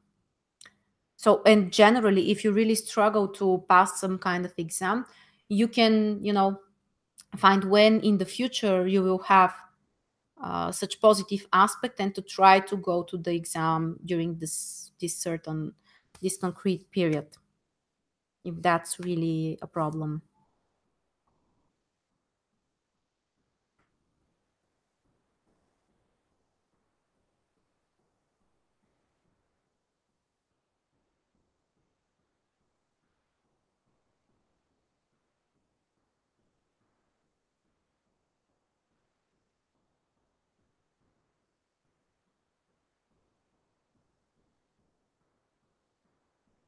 Okay, another question.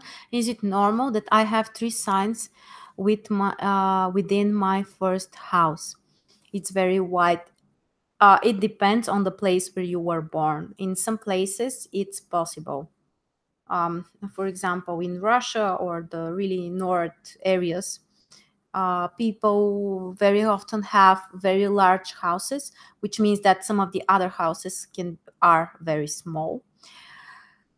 Well, if the chart looks really, really strange, using the Placidus house system, which I believe you're using, you can use the equal house system. For those places, I use this, and it works very well. The equal house system means that basically you're taking the degree of your ascendant, and each cusp of the next house will be in the next sign, in the same sign, in the same degree position. For example, if you have ascendant on 3 degrees in Taurus, if you use the equal house system, it means that second house will be 3 degrees Gemini, third house 3 degrees Cancer, and so on. And very often it can work very well. That's my advice. Sometimes, yeah, depending on the place, it could happen.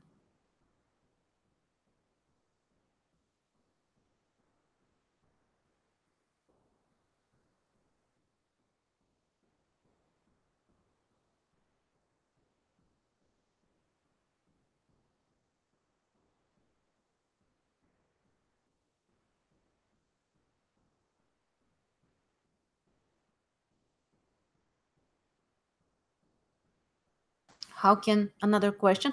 How can one best use the energies of transiting Saturn is trining Chiron? Um, Honestly, I don't pay so much attention on Chiron and the transits.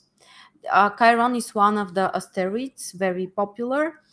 But again, we have so many asteroids. If you have to work with all of that, you're going to lose yourself. And Chiron isn't ruling any of the signs. So you can't relate that to any house. Yeah, it could affect the house where Chiron is staying in your chart, but honestly, I haven't noticed something significant related to that.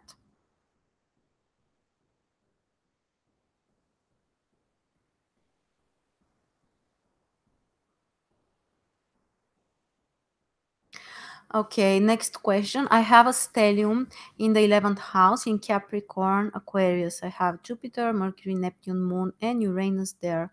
How can I interpret that?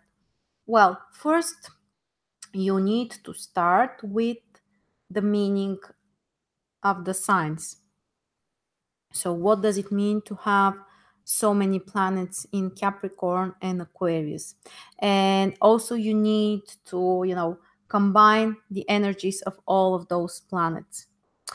And it's a very interesting case when you have a stellium into signs, like in your case, because it means that the energy is changing in some way. And I have noticed very often it's like things start with with the first sign, like in your case Capricorn, which means, for example, you think that you really need stability and you need security, and this is the most important. But then comes the influence of Aquarius. At some point you may realize that actually what you really want is more freedom, more independence, things which are more exciting. So your motivation can change over time. So generally that's very interesting when you have a stellium uh, or conjunction also between planets which are in two next signs. There is a combination or a mixture of the energies of those planets, so you always need to combine those things. And it looks like the situation starts according to the first sign, and then they change over time according to the second sign.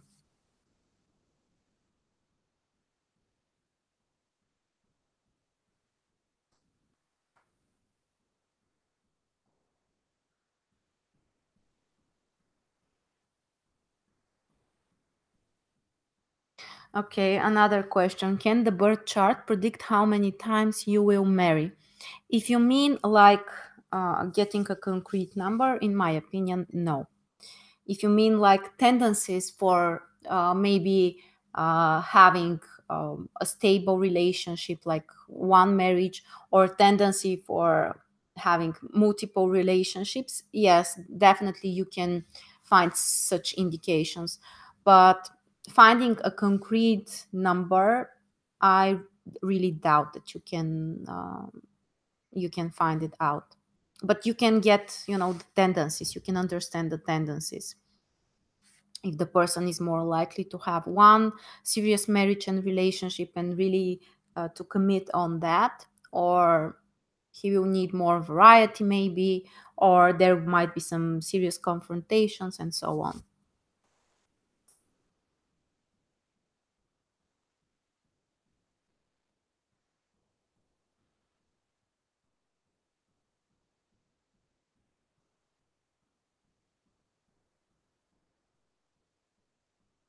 Yes, there is a question if I'm a Western astrologer. Yes, I am. I work only with Western astrology. Um, I use some methods which are very ancient, like Babylonian methods for predictions, the heliacal phases of the planets. But I consider myself mostly as a Western astrologer.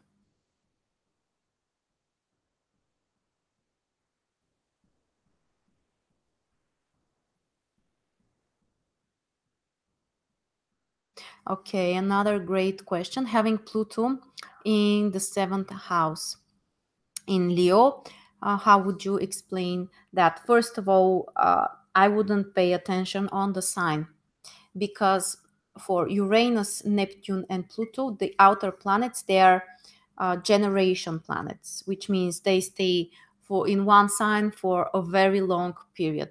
So when you are interpreting someone's chart, like the birth chart of the person, the sign positions of Uranus, Neptune, and Pluto are not important for the person himself.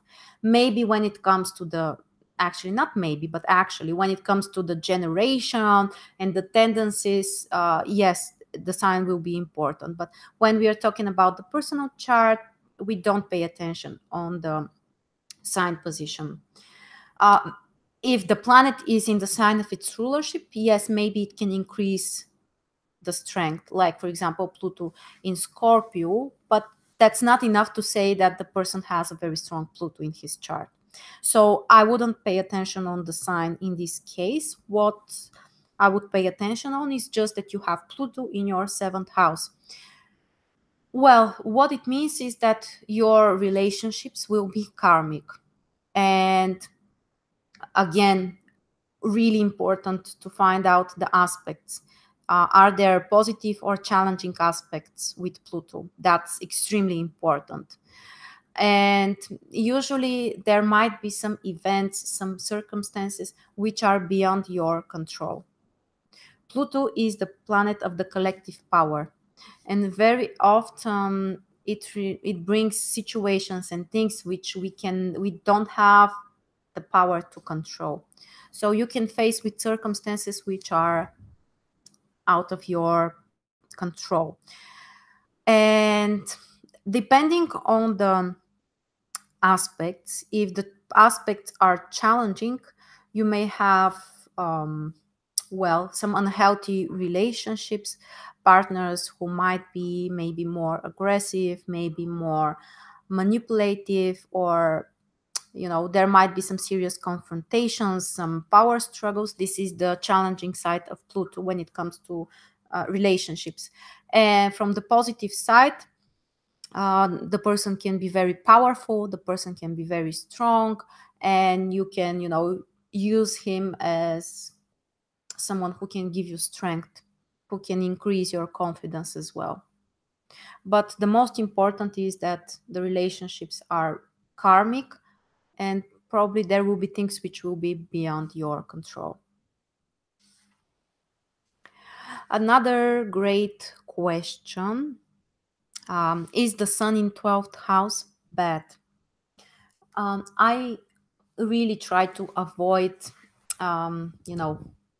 saying that something is only bad, because it's bad for something and it's good for something else at the same time. And it relates to every possible indication that we have in the chart. The sun in 12th house is considered to be in a weak position. Why? Because the sun is related to shining, attracting attention, being, you know, in the center of something. That's your personality, that's your independence. And 12th house is a very secret place. That's very private space, not material, not visible for others. So if you are willing to attract attention from people, to be noticed, maybe to be really socially active, this might be a more difficult position. It might be difficult for you to reveal your potential in front of other people. But when it comes to working behind the stage, or working on your own, or maybe working in some kind of, let's say, closed institutions like hospitals or places where you are not attracting attention, then this is a good position. Also, very, very often, people with the sun in 12th house, they immigrate. They go and live abroad. Not always, but very often. And actually, if for someone who feels like, they're unable to be successful, to attract attention from people in the place where they're living, I would recommend them to relocate. This might be a nice decision, especially if you find a place where your chart will be more harmonious.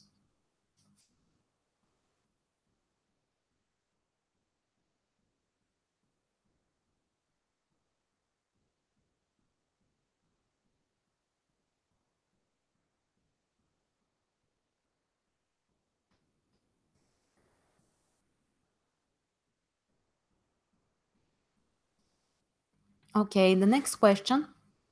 My ascendant is 6 degrees of Capricorn sitting on top of me right now. I believe that you were talking about Saturn. Okay, so what does it mean to have Saturn in conjunction with your ascendant? And is it really so bad? Well, my opinion is that actually this is good news. And why is that? Because it means that Saturn is no longer in your 12th house. In my opinion, the transit Saturn in 12th house can be more challenging very often than Saturn in first house. Saturn, when Saturn, of course, it depends on the aspects that that Saturn will make from these houses. But generally speaking, Saturn in 12th house can bring uh, a lot of isolation. Sometimes, some fears, or like you cannot materialize things so easily. So after that, when Saturn actually makes conjunction with the ascendant, it means that that's the end of this period. And finally, you might be more capable of materializing things, being more active on an outer level, achieving some material results. Yes, probably it will require hard work, a lot of efforts, patience, everything which we know about Saturn. But I think that that's the more productive time when Saturn is in your first house. So don't be afraid of that. What can be positive is actually to organize yourself better, to try to have a strict schedule, to keep it. Time management is extremely important. It could be a nice time if you want to lose weight. I have noticed this so many times. People who need to lose some weight, when Saturn is in first house, Saturn in conjunction with the ascendant, that's a great time. So starting a diet, any kind of health regime is also recommended. So yeah, try to look at from this perspective.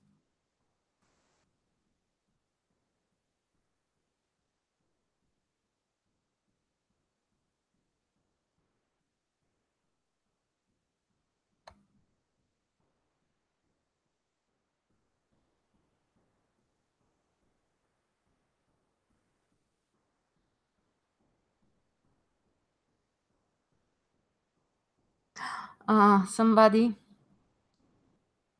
asks about the portrait in the background, this picture here. Yeah, that's actually me. That's a gift from my friends, from my for my last birthday. I think they asked the painter to draw me, and let me show you actually.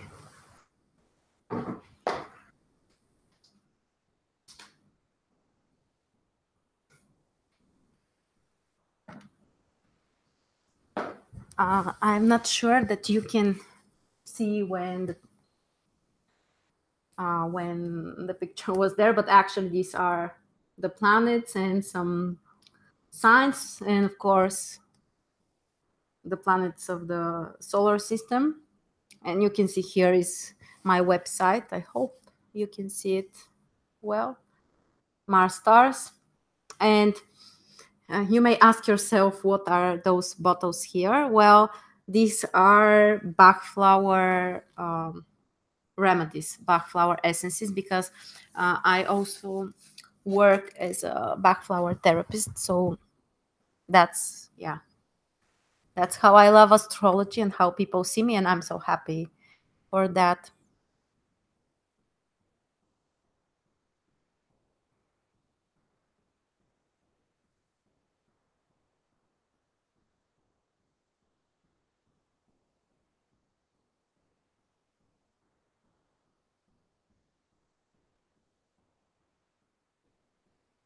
Okay, another question about Western and Eastern astrology. I don't use Vedic astrology. Uh, there are Vedic astrologers. I'm sure that some of them are great. I'm not saying anything bad about this. Honestly, I haven't felt the need yet to learn this type of astrology. In my opinion, you it's better to concentrate on one of those things and to learn as much as you can there. Maybe there are people who can combine Western and Vedic astrology. It's totally their choice. I use Western astrology, and for me, it works really, really well.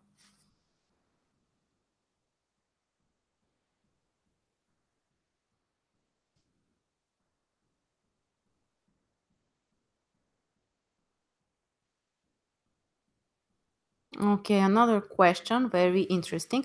I have a tau square MC opposition with Mercury, with Moon and Mercury square. Okay, let me see in Cancer. Okay, it's actually not very clear what exactly are the positions of your planets, but it reminds me of something else I wanted to share with you about the configurations when we talk about the cusps of the houses. Very often, I have seen people who say, "Well, I have, let's say, tau square between the moon and Mercury, for example, and the cusp of 10th house, like in your case you mentioned." In my opinion, that's not a tau square. You can have a configuration, aspect configuration, only from the planets. I don't work with configurations which include the cusps of the houses, which doesn't mean that I'm not analyzing the aspects between the planets and the cusps of the houses, because they are really important and you always have to pay attention on them. But it's different from having an aspect configuration, and I will explain why. The reason is because when you have a certain planet and it has aspects, there is a communication in the both directions. So the planet accepts the energy from the other planet, and it also gives back to the other planets. And when you have a cusp of a house, the cusp of the house can accept energy from the planets, but it cannot give back. So let's say you have Uranus squaring your 10th house. Uranus is affecting your 10th house, but 10th house is not affecting your Uranus. And that's my general explanation why I'm not considering those aspects like part of an aspect configuration. I only use the planets in the aspect configurations. Another great question. Which rulership do you use, modern or traditional? I use both of them, and both of them work. Basically, the question relates to the signs Pisces, Aquarius, and Scorpio, because we know that they have new rulers, they have also old rulers.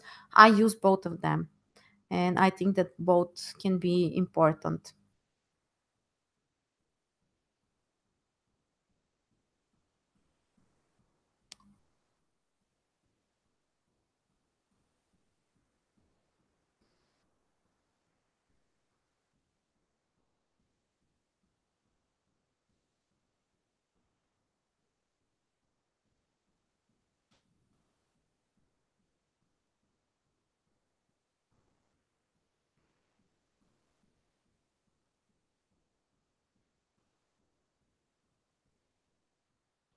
Okay, guys, just let me turn the lights on because it's getting a little dark here, and I'm back in a second.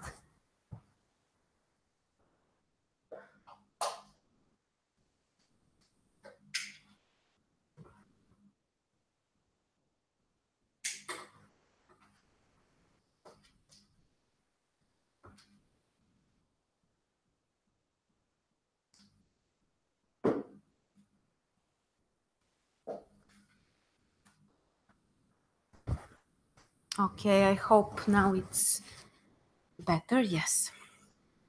Mhm.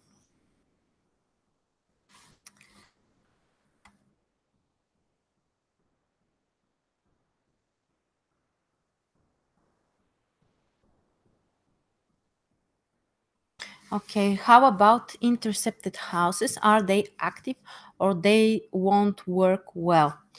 Um, the intercepted houses are very important. I always pay attention on that.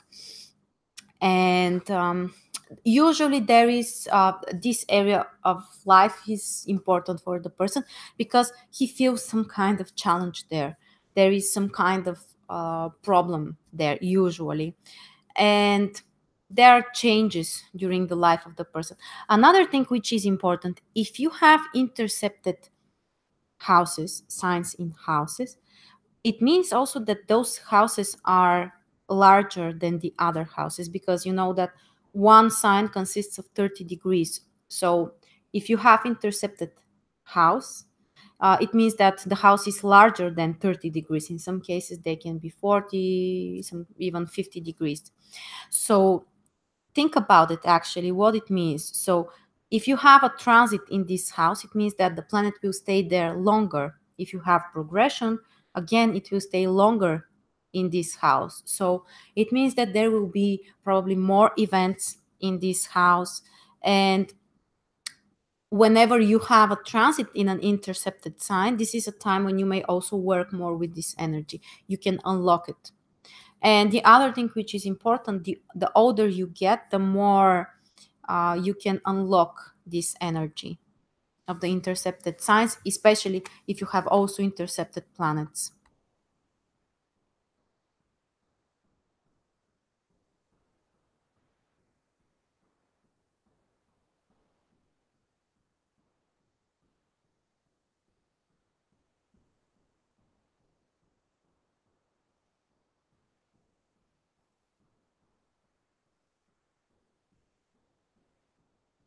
Okay, another great question. What it means if Mars is at the end of fifth house? Okay, the question is about, if the if Mars is at the very end, or certain planet is at the very end of certain house, will it affect the next house? Yes, my answer is definitely yes. The orbices which I use for aspects between planets and cusps of houses are 5 degrees for every planet, for every house. And it means that if certain planet is within less than 5 degrees from the cusp of the next house, it's already affecting the next house. And I will remind you again that tomorrow we have the webinar about the aspects, and you can check the description if you're interested. You can join us. We're going to talk about all of the orbices for all of the planets, the different aspects, and we are going to talk about this topic as well. So having certain planet at the very end of certain house means that the planet will affect both of the houses, and that's absolutely true. Sometimes, very often actually, the influence can be stronger in the next house. So in this case, if Mars is at the very end of fifth house, it may affect stronger the next house, sixth. So definitely pay attention on that.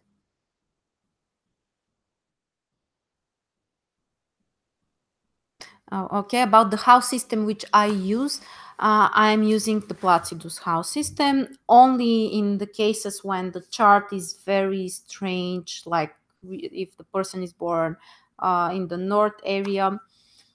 I use the equal house system, but in 99% of the cases, I'm using the Placidus house.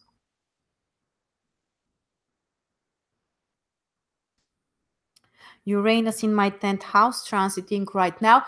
Uranus in 10th house doesn't mean that it will affect you if the planet is not making any aspects to your planets, because Uranus will be in your 10th house for 10 sorry for at least 7 years. Of course, it depends on how large is the house. So, but approximately 7 years. And the time when you will feel the strongest influence is first when the planet enters the house. So when you have a conjunction with the cusp of the house, and if Uranus will make aspects with one of your birth planets, this is the time when you will feel the influence. And it relates also to the transits of Neptune and Pluto as well, because with Pluto can transit certain house or sign for 15 for 20 years. It doesn't mean that all of the time you will feel the influence. You feel it when it affects one of the planets, when it makes aspect with one of your planets. Okay, a few people are asking about the interception. Um, I will plan something about that, because we can talk more specifically about what it means to have certain intercepted signs and houses. I will think about it, guys. Debbie asks, what about Jupiter in sixth house and Sagittarius on midheaven?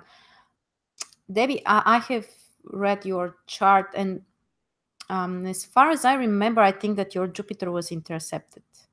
Correct me if I'm wrong, but I think so. So, and that will change actually the interpretation. It's really important if Jupiter is intercepted or not, because if Jupiter is intercepted, it could bring quite challenges to a lot of challenges to your career, because first of all you will have intercepted sign in sixth house, and second of all the ruler of 10th house will be intercepted, so both of the career houses are kind of challenged. So that's important. But generally, when Jupiter is connected to your sixth or 10th house, you can be really successful, and that's actually something very beneficial.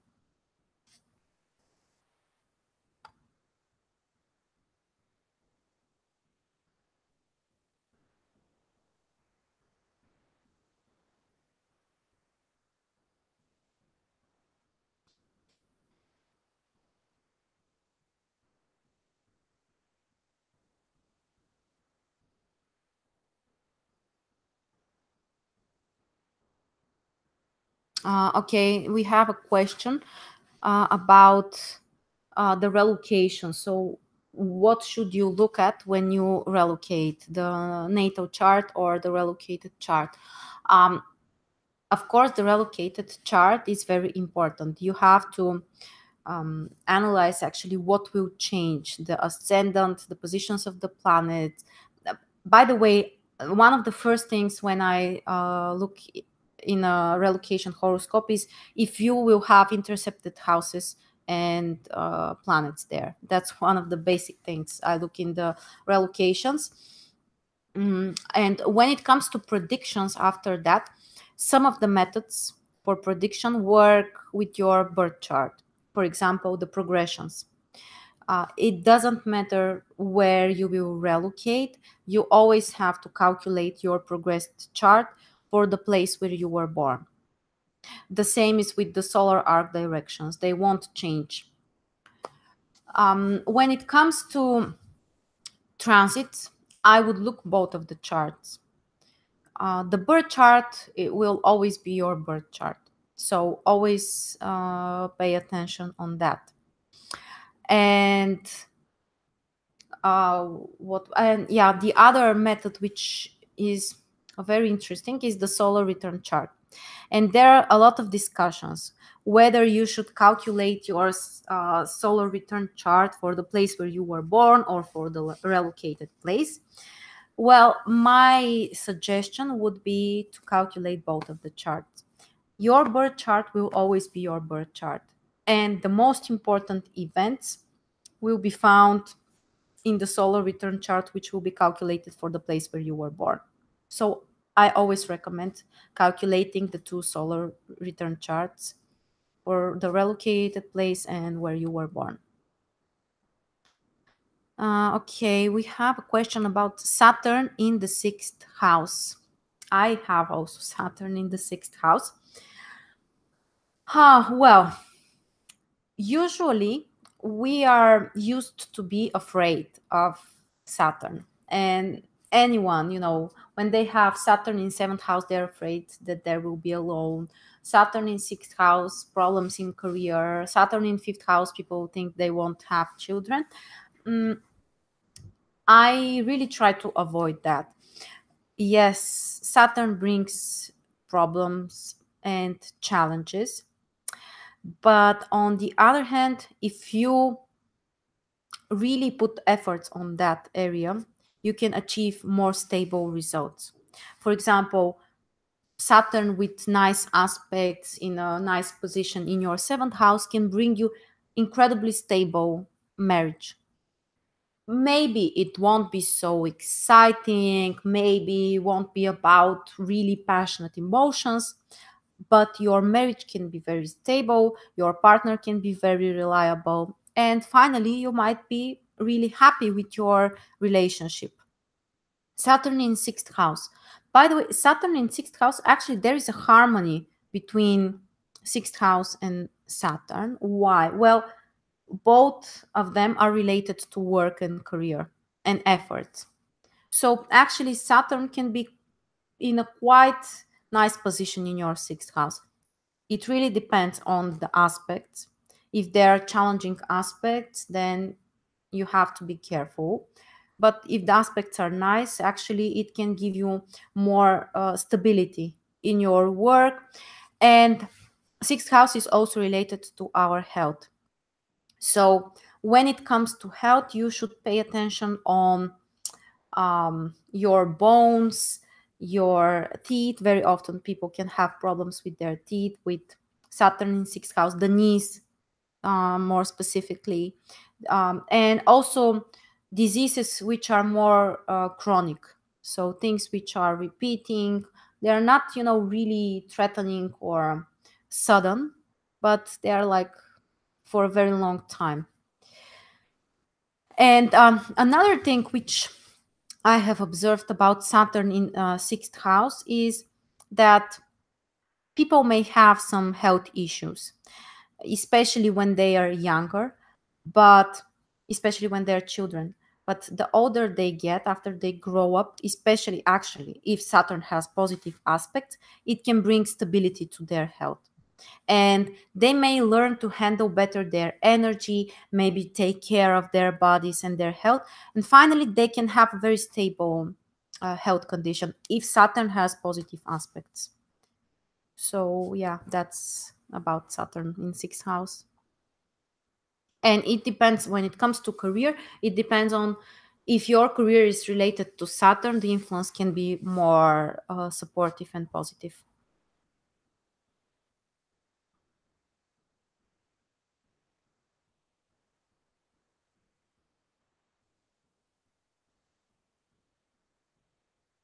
Okay, Neptune in the first house in Scorpio. Well, Neptune in first house usually make people more sensitive. They're more intuitive, especially in Scorpio, which is also a water sign. This can increase incredibly your intuition. And also, you can be very sensitive, and it depends on the surrounding people, the circumstances. For example, if you're surrounded by negative people, you can be like a sponge. You can feel their negative energy, and it can affect you really bad. So when Neptune is very strong in the chart, or maybe Neptune in first house, you really need to, or people also with strong Pisces energy, they're very receptive. They can feel so many things, and you have to be very careful who are the people who are surrounding you, the circumstances, the atmosphere. You can feel all of that, and it can affect you even physically.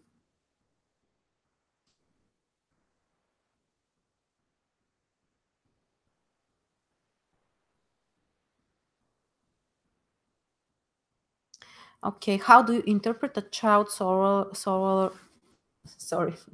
solar revolution chart? Um, are the house meanings different? Well, some of the meanings will be different. For example, sixth house. we are used to interpreting that as work and career. In the child's chart, it could be about learning. That's one of the main differences. Sixth house, when sixth house is very active in the horoscope of a child or a student, it's actually about their studies. The other houses are almost the same. Like fourth house is about the family, the ascendant is the child itself. So most of the things will be the same.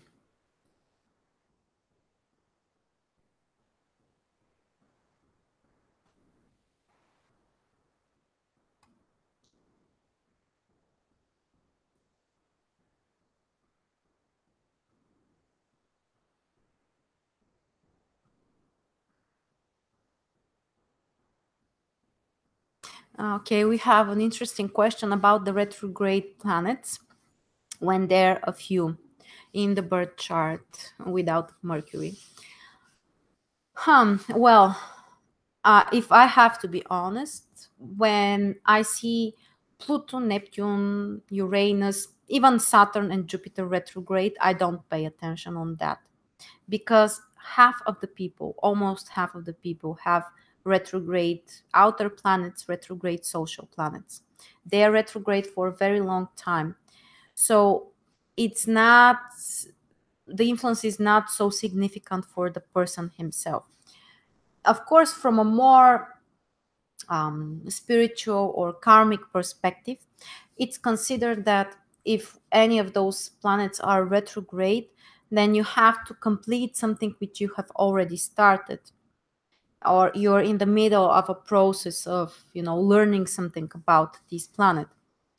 But it's not such a problem. Actually, I don't think it's any problem at all. If we talk about Mercury, especially if we talk about Venus on Mars retrograde, I pay attention on that. I think it's really important.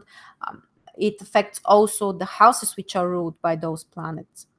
But if we talk about the outer planets, I don't think that that's so significant, because half of the people have it. So it can't be something so of making such a difference for people.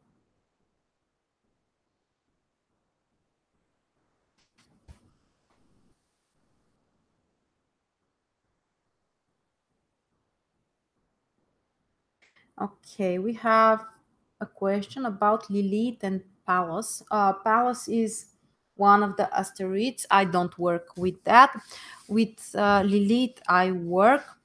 Lilith, or it's also called the Black Moon. I work with this. It's quite important. The general rule is that the place where you have Lilith in your chart is area which is extremely important to you and very significant for you. Sometimes there might be some kind of contradictions. For example, if you have, let's say, Lilith in your seventh house, there are often situations when you can be strongly attracted to someone and at the same time you can't stand him. So there is like this inner contradiction, or at least you are strongly attracted to someone and then you almost hate him. So Lilith makes things very very strong, very important. Another thing which actually one of my teachers have told me is that whenever you want to analyze the love area, the area about love, and you're searching for period when someone will fall in love, you always have to pay attention on Lilith. That if the person falls in love, always or almost always Lilith will make something. Like maybe Lilith will transit his fifth house or seventh house, or the rulers of those houses, or Venus. But you have to observe that. Maybe look at your chart when you have fallen in love, if Lilith has made any important transits. But it's considered that Lilith is very important. So basically, that's the main thing. It makes the area very important for the person. If Lilith is in the water houses, fourth, eighth, or 12th house, it can increase the fears the person might have.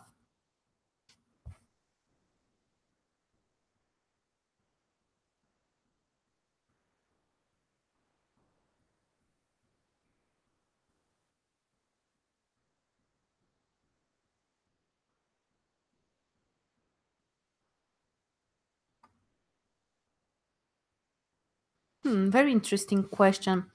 Why can it be hard for someone to identify with their stellium and its placement? Probably because there is something else in your chart which is stronger and which is completely different from the stellium. But keep in mind that it's at some point you may start to feel that, even if you don't feel it now. I will give example with my chart. For instance, I have two stelliums, one in Capricorn and one in Pisces. And my sun is actually in Capricorn. So I should have a very strong Capricorn energy. But the Pisces and Neptune energy is stronger because Neptune is in conjunction with the sun, because I have also stellium in Pisces and I have the moon in Pisces. And I used to think about it as well, because I felt very strong the Pisces energy, but I thought that I was not really a Capricorn. Well, I was not so interested, in career or stability, or I was not so structured. And the more time passes, actually, the more I start to feel the Capricorn energy. And right now, I consider myself as a workaholic. I work every day and at so many different hours. And actually, I start to feel now the stellium I have in Capricorn. But there is a difference because the Pisces energy is very different from the Capricorn. Pisces is about dreaming and living in your own world, listening to music, being somewhere else, not in touch with reality. And that's why I was not connected with my Capricorn energy, because there was something else which is stronger than the Capricorn. So I guess that something similar is happening in your case. There is another indication which is very, very strong, and it's completely different from the meaning of your stellium. And you're recognizing yourself as the other part of your horoscope.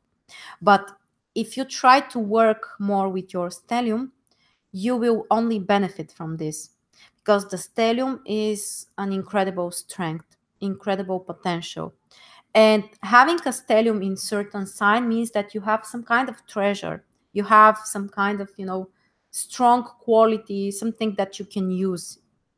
And if you don't recognize it, you are not admitting part of yourself.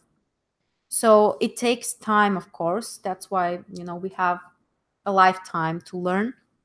And the more you connect with the different elements in the chart, the more you can feel, like you can use your whole potential.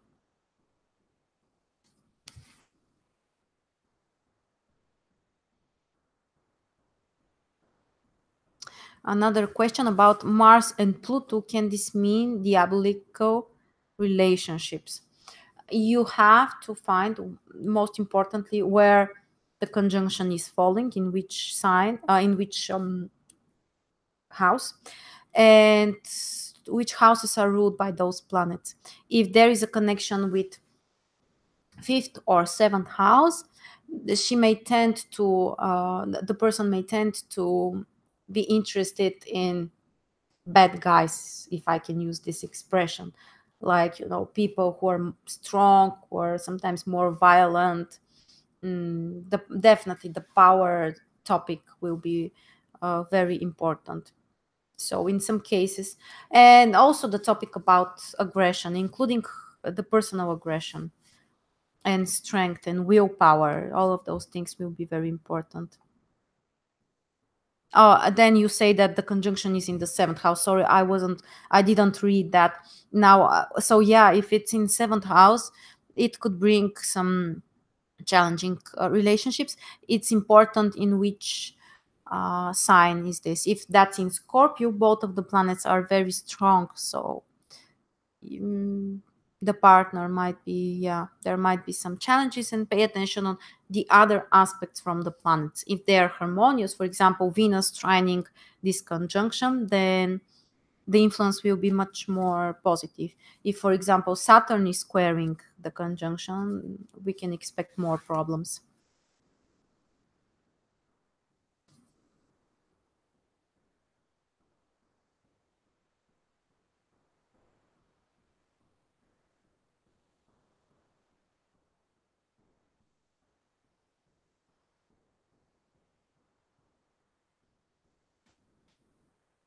Okay, then we have another question. The 29-degree ascendant, which will be the ruler of first house. I always work with the ruler of this sign. Uh, if you don't have intercepted signs, then this will be the ruler of your ascendant.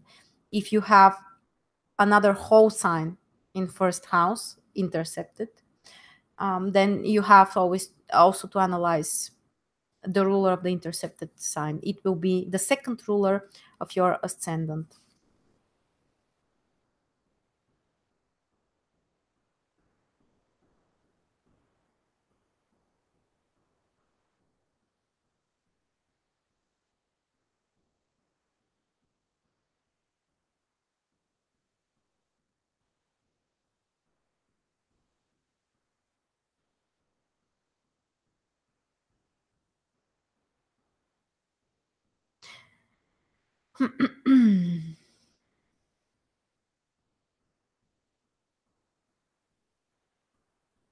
What if you have a stellium in an intercepted sign? Having intercepted planets makes it more difficult for you to materialize things related to those planets. It doesn't mean that it won't happen, but it's just more challenging, takes more time. The older you get, the more you can unlock this energy. For example, Venus and Mars, when they're in conjunction, especially if one of the planets is strong in this sign, it can bring success in your romantic life. You can have a very active romantic life. People will like you. You will be, attracted to people. So generally, this is a nice position, nice aspect for your romantic life. But if this conjunction is intercepted, it means that you may not see the influence of that, so it may not affect you so much. So you have the potential for that in your life because Venus and Mars are in conjunction, but because of the interception it doesn't manifest fully in your life, and it takes more time for you to to unlock the energy of those planets actually. And again, you need to analyze which are the houses which are ruled by the intercepted planets, because it affects challenging the houses which have intercepted rulers.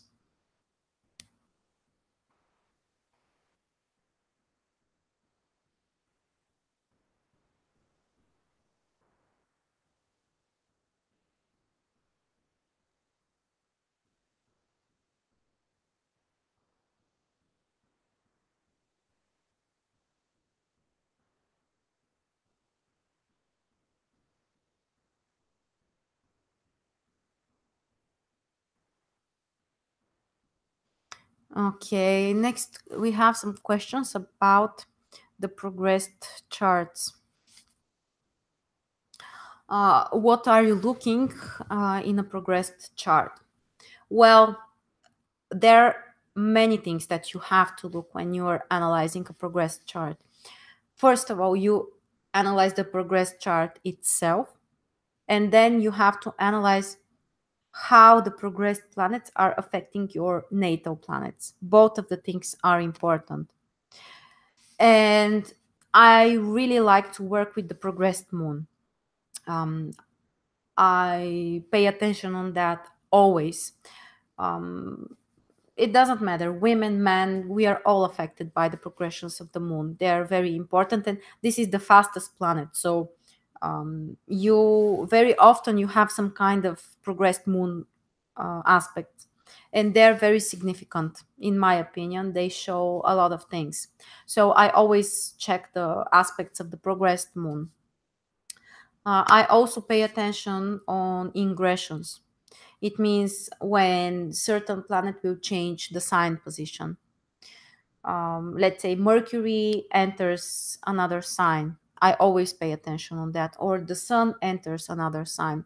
Always pay attention on that. Or Venus. It affects the areas which are related to this planet, and also the houses which are ruled by the planet. So that these are the most important things: aspects, ingressions, when the cusps of the houses also ingress another signs. These are the most important things. But actually the progressions are maybe my favorite method for prediction. I really really like it, and especially when it comes to some psychological inner processes. People who have a deeper inner experiences, rich inner world, they feel very strong the influence of the progressions.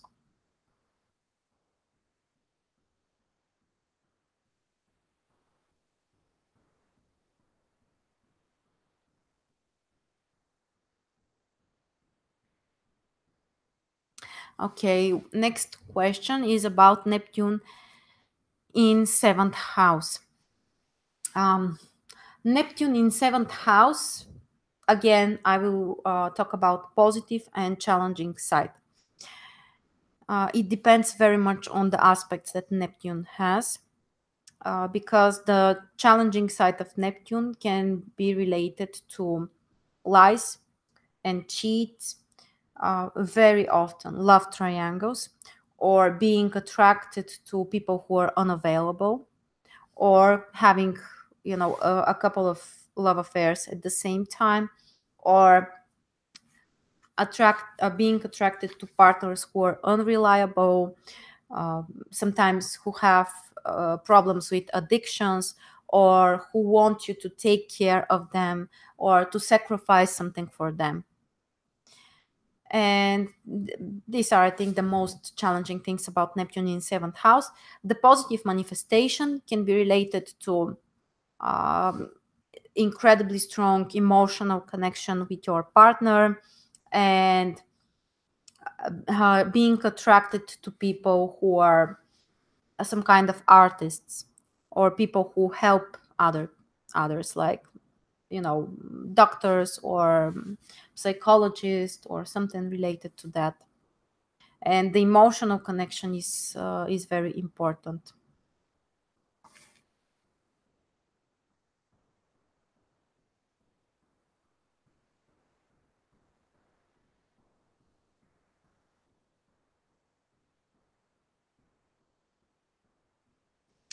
Okay, next we have a question about Mars in first house in opposition with Uranus in seventh house.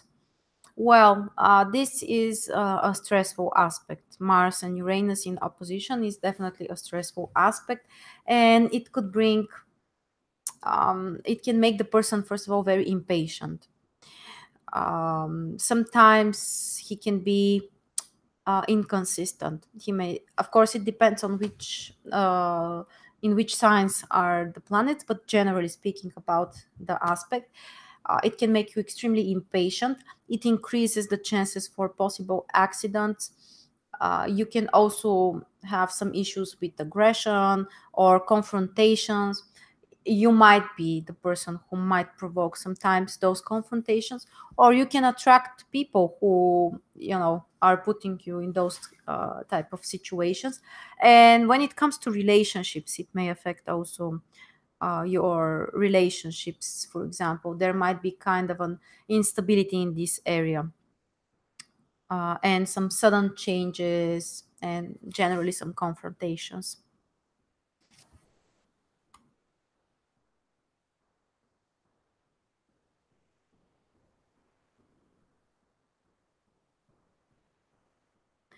Okay, you have a question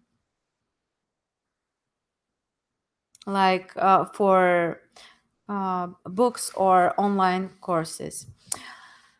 I'm working on that topic and I'm planning to start uh, a long term education, which of course will be online based. And I will announce when, when you can start to sign up for that. I hope that it will start in 2018. And I'm working on the schedule and the program, but it will be a long course. So I will be honest with you guys. You can learn, a lot of things. You can learn fast, but you cannot learn the whole astrology in short time, in a short course. Mm, in my opinion, it takes at least 2 years. That's my honest opinion. If you want to learn basic things, like start from the beginning and learn everything that you need to know about the birth chart, interpretation, and then the predictions. So if I make a course, it will be a long course and training. So I will inform you when I have more information about it, but there will be some news for that.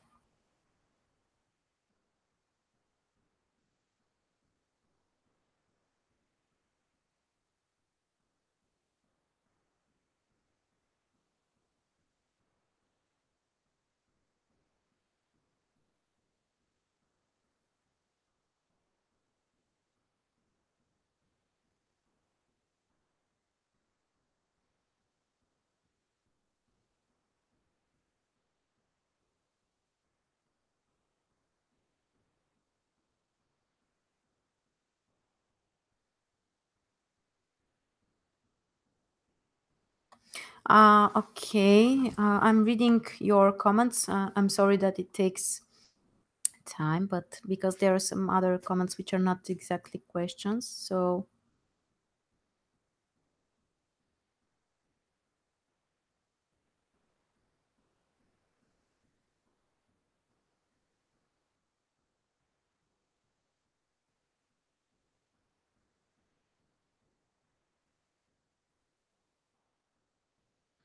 okay, we have a question about a stellium in the 12th house in Capricorn.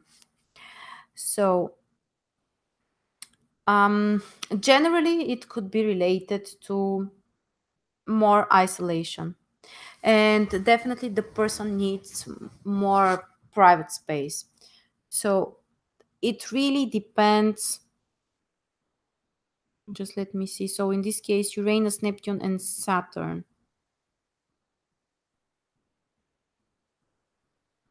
Uh-huh. With the sun as well.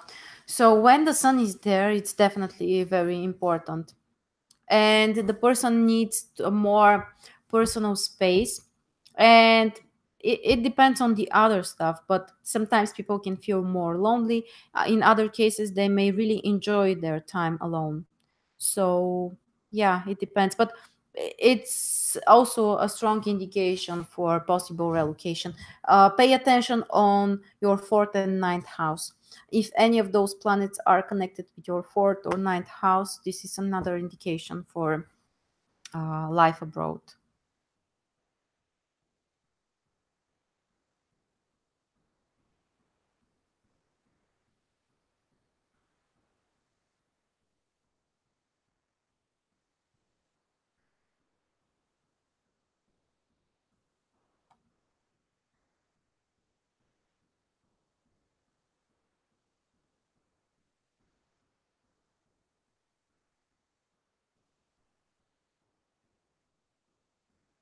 Hmm.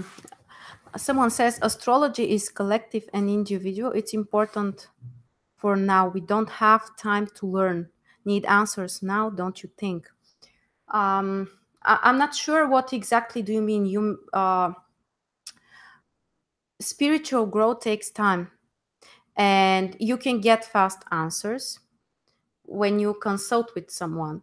But if you want to learn astrology, like, to be able to understand it, I don't think that there is someone who knows everything about astrology or whatever, everything, anything else. But if you want to have a deep understanding and knowledge in astrology, you have to be patient. In the area of spirituality, you cannot rush things. It's not working. That's my opinion. Another interesting question: how can you explain someone's appearance? First house or sun and moon? Also, I wonder if you can guess someone's voice in the chart.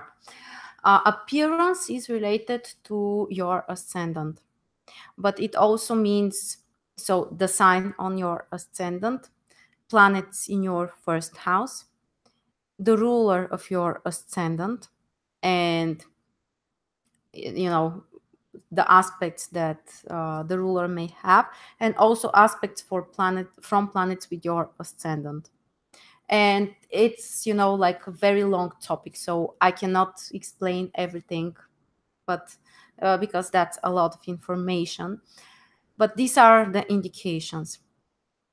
And this is very interesting. This is basically physiognomy. This is a whole science which can show you by looking at someone's face and the construction of the body as well. You can define some strong planets. You can define, you know, certain things which are related to the appearance: the nose, the chin, the forehead. So that's a whole science, very important. And I would say quite accurate. There are a lot of things which you can learn from that.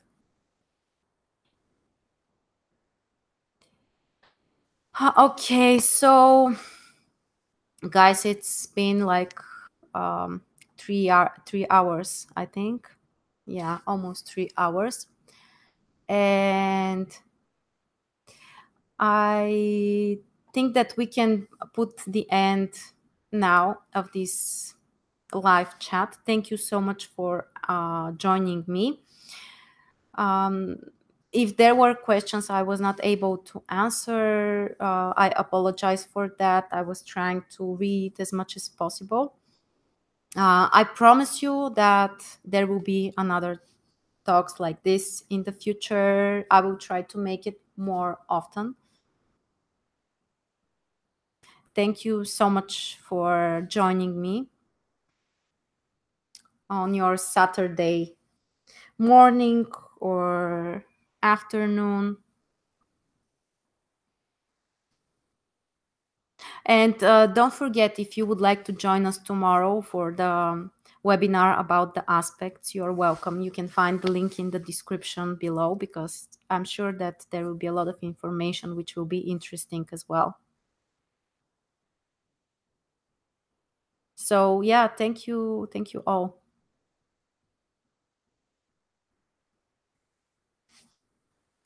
Thank you all. I'll see some of you tomorrow, the others some other time, and prepare your questions for next time again. Thank you very much, and bye.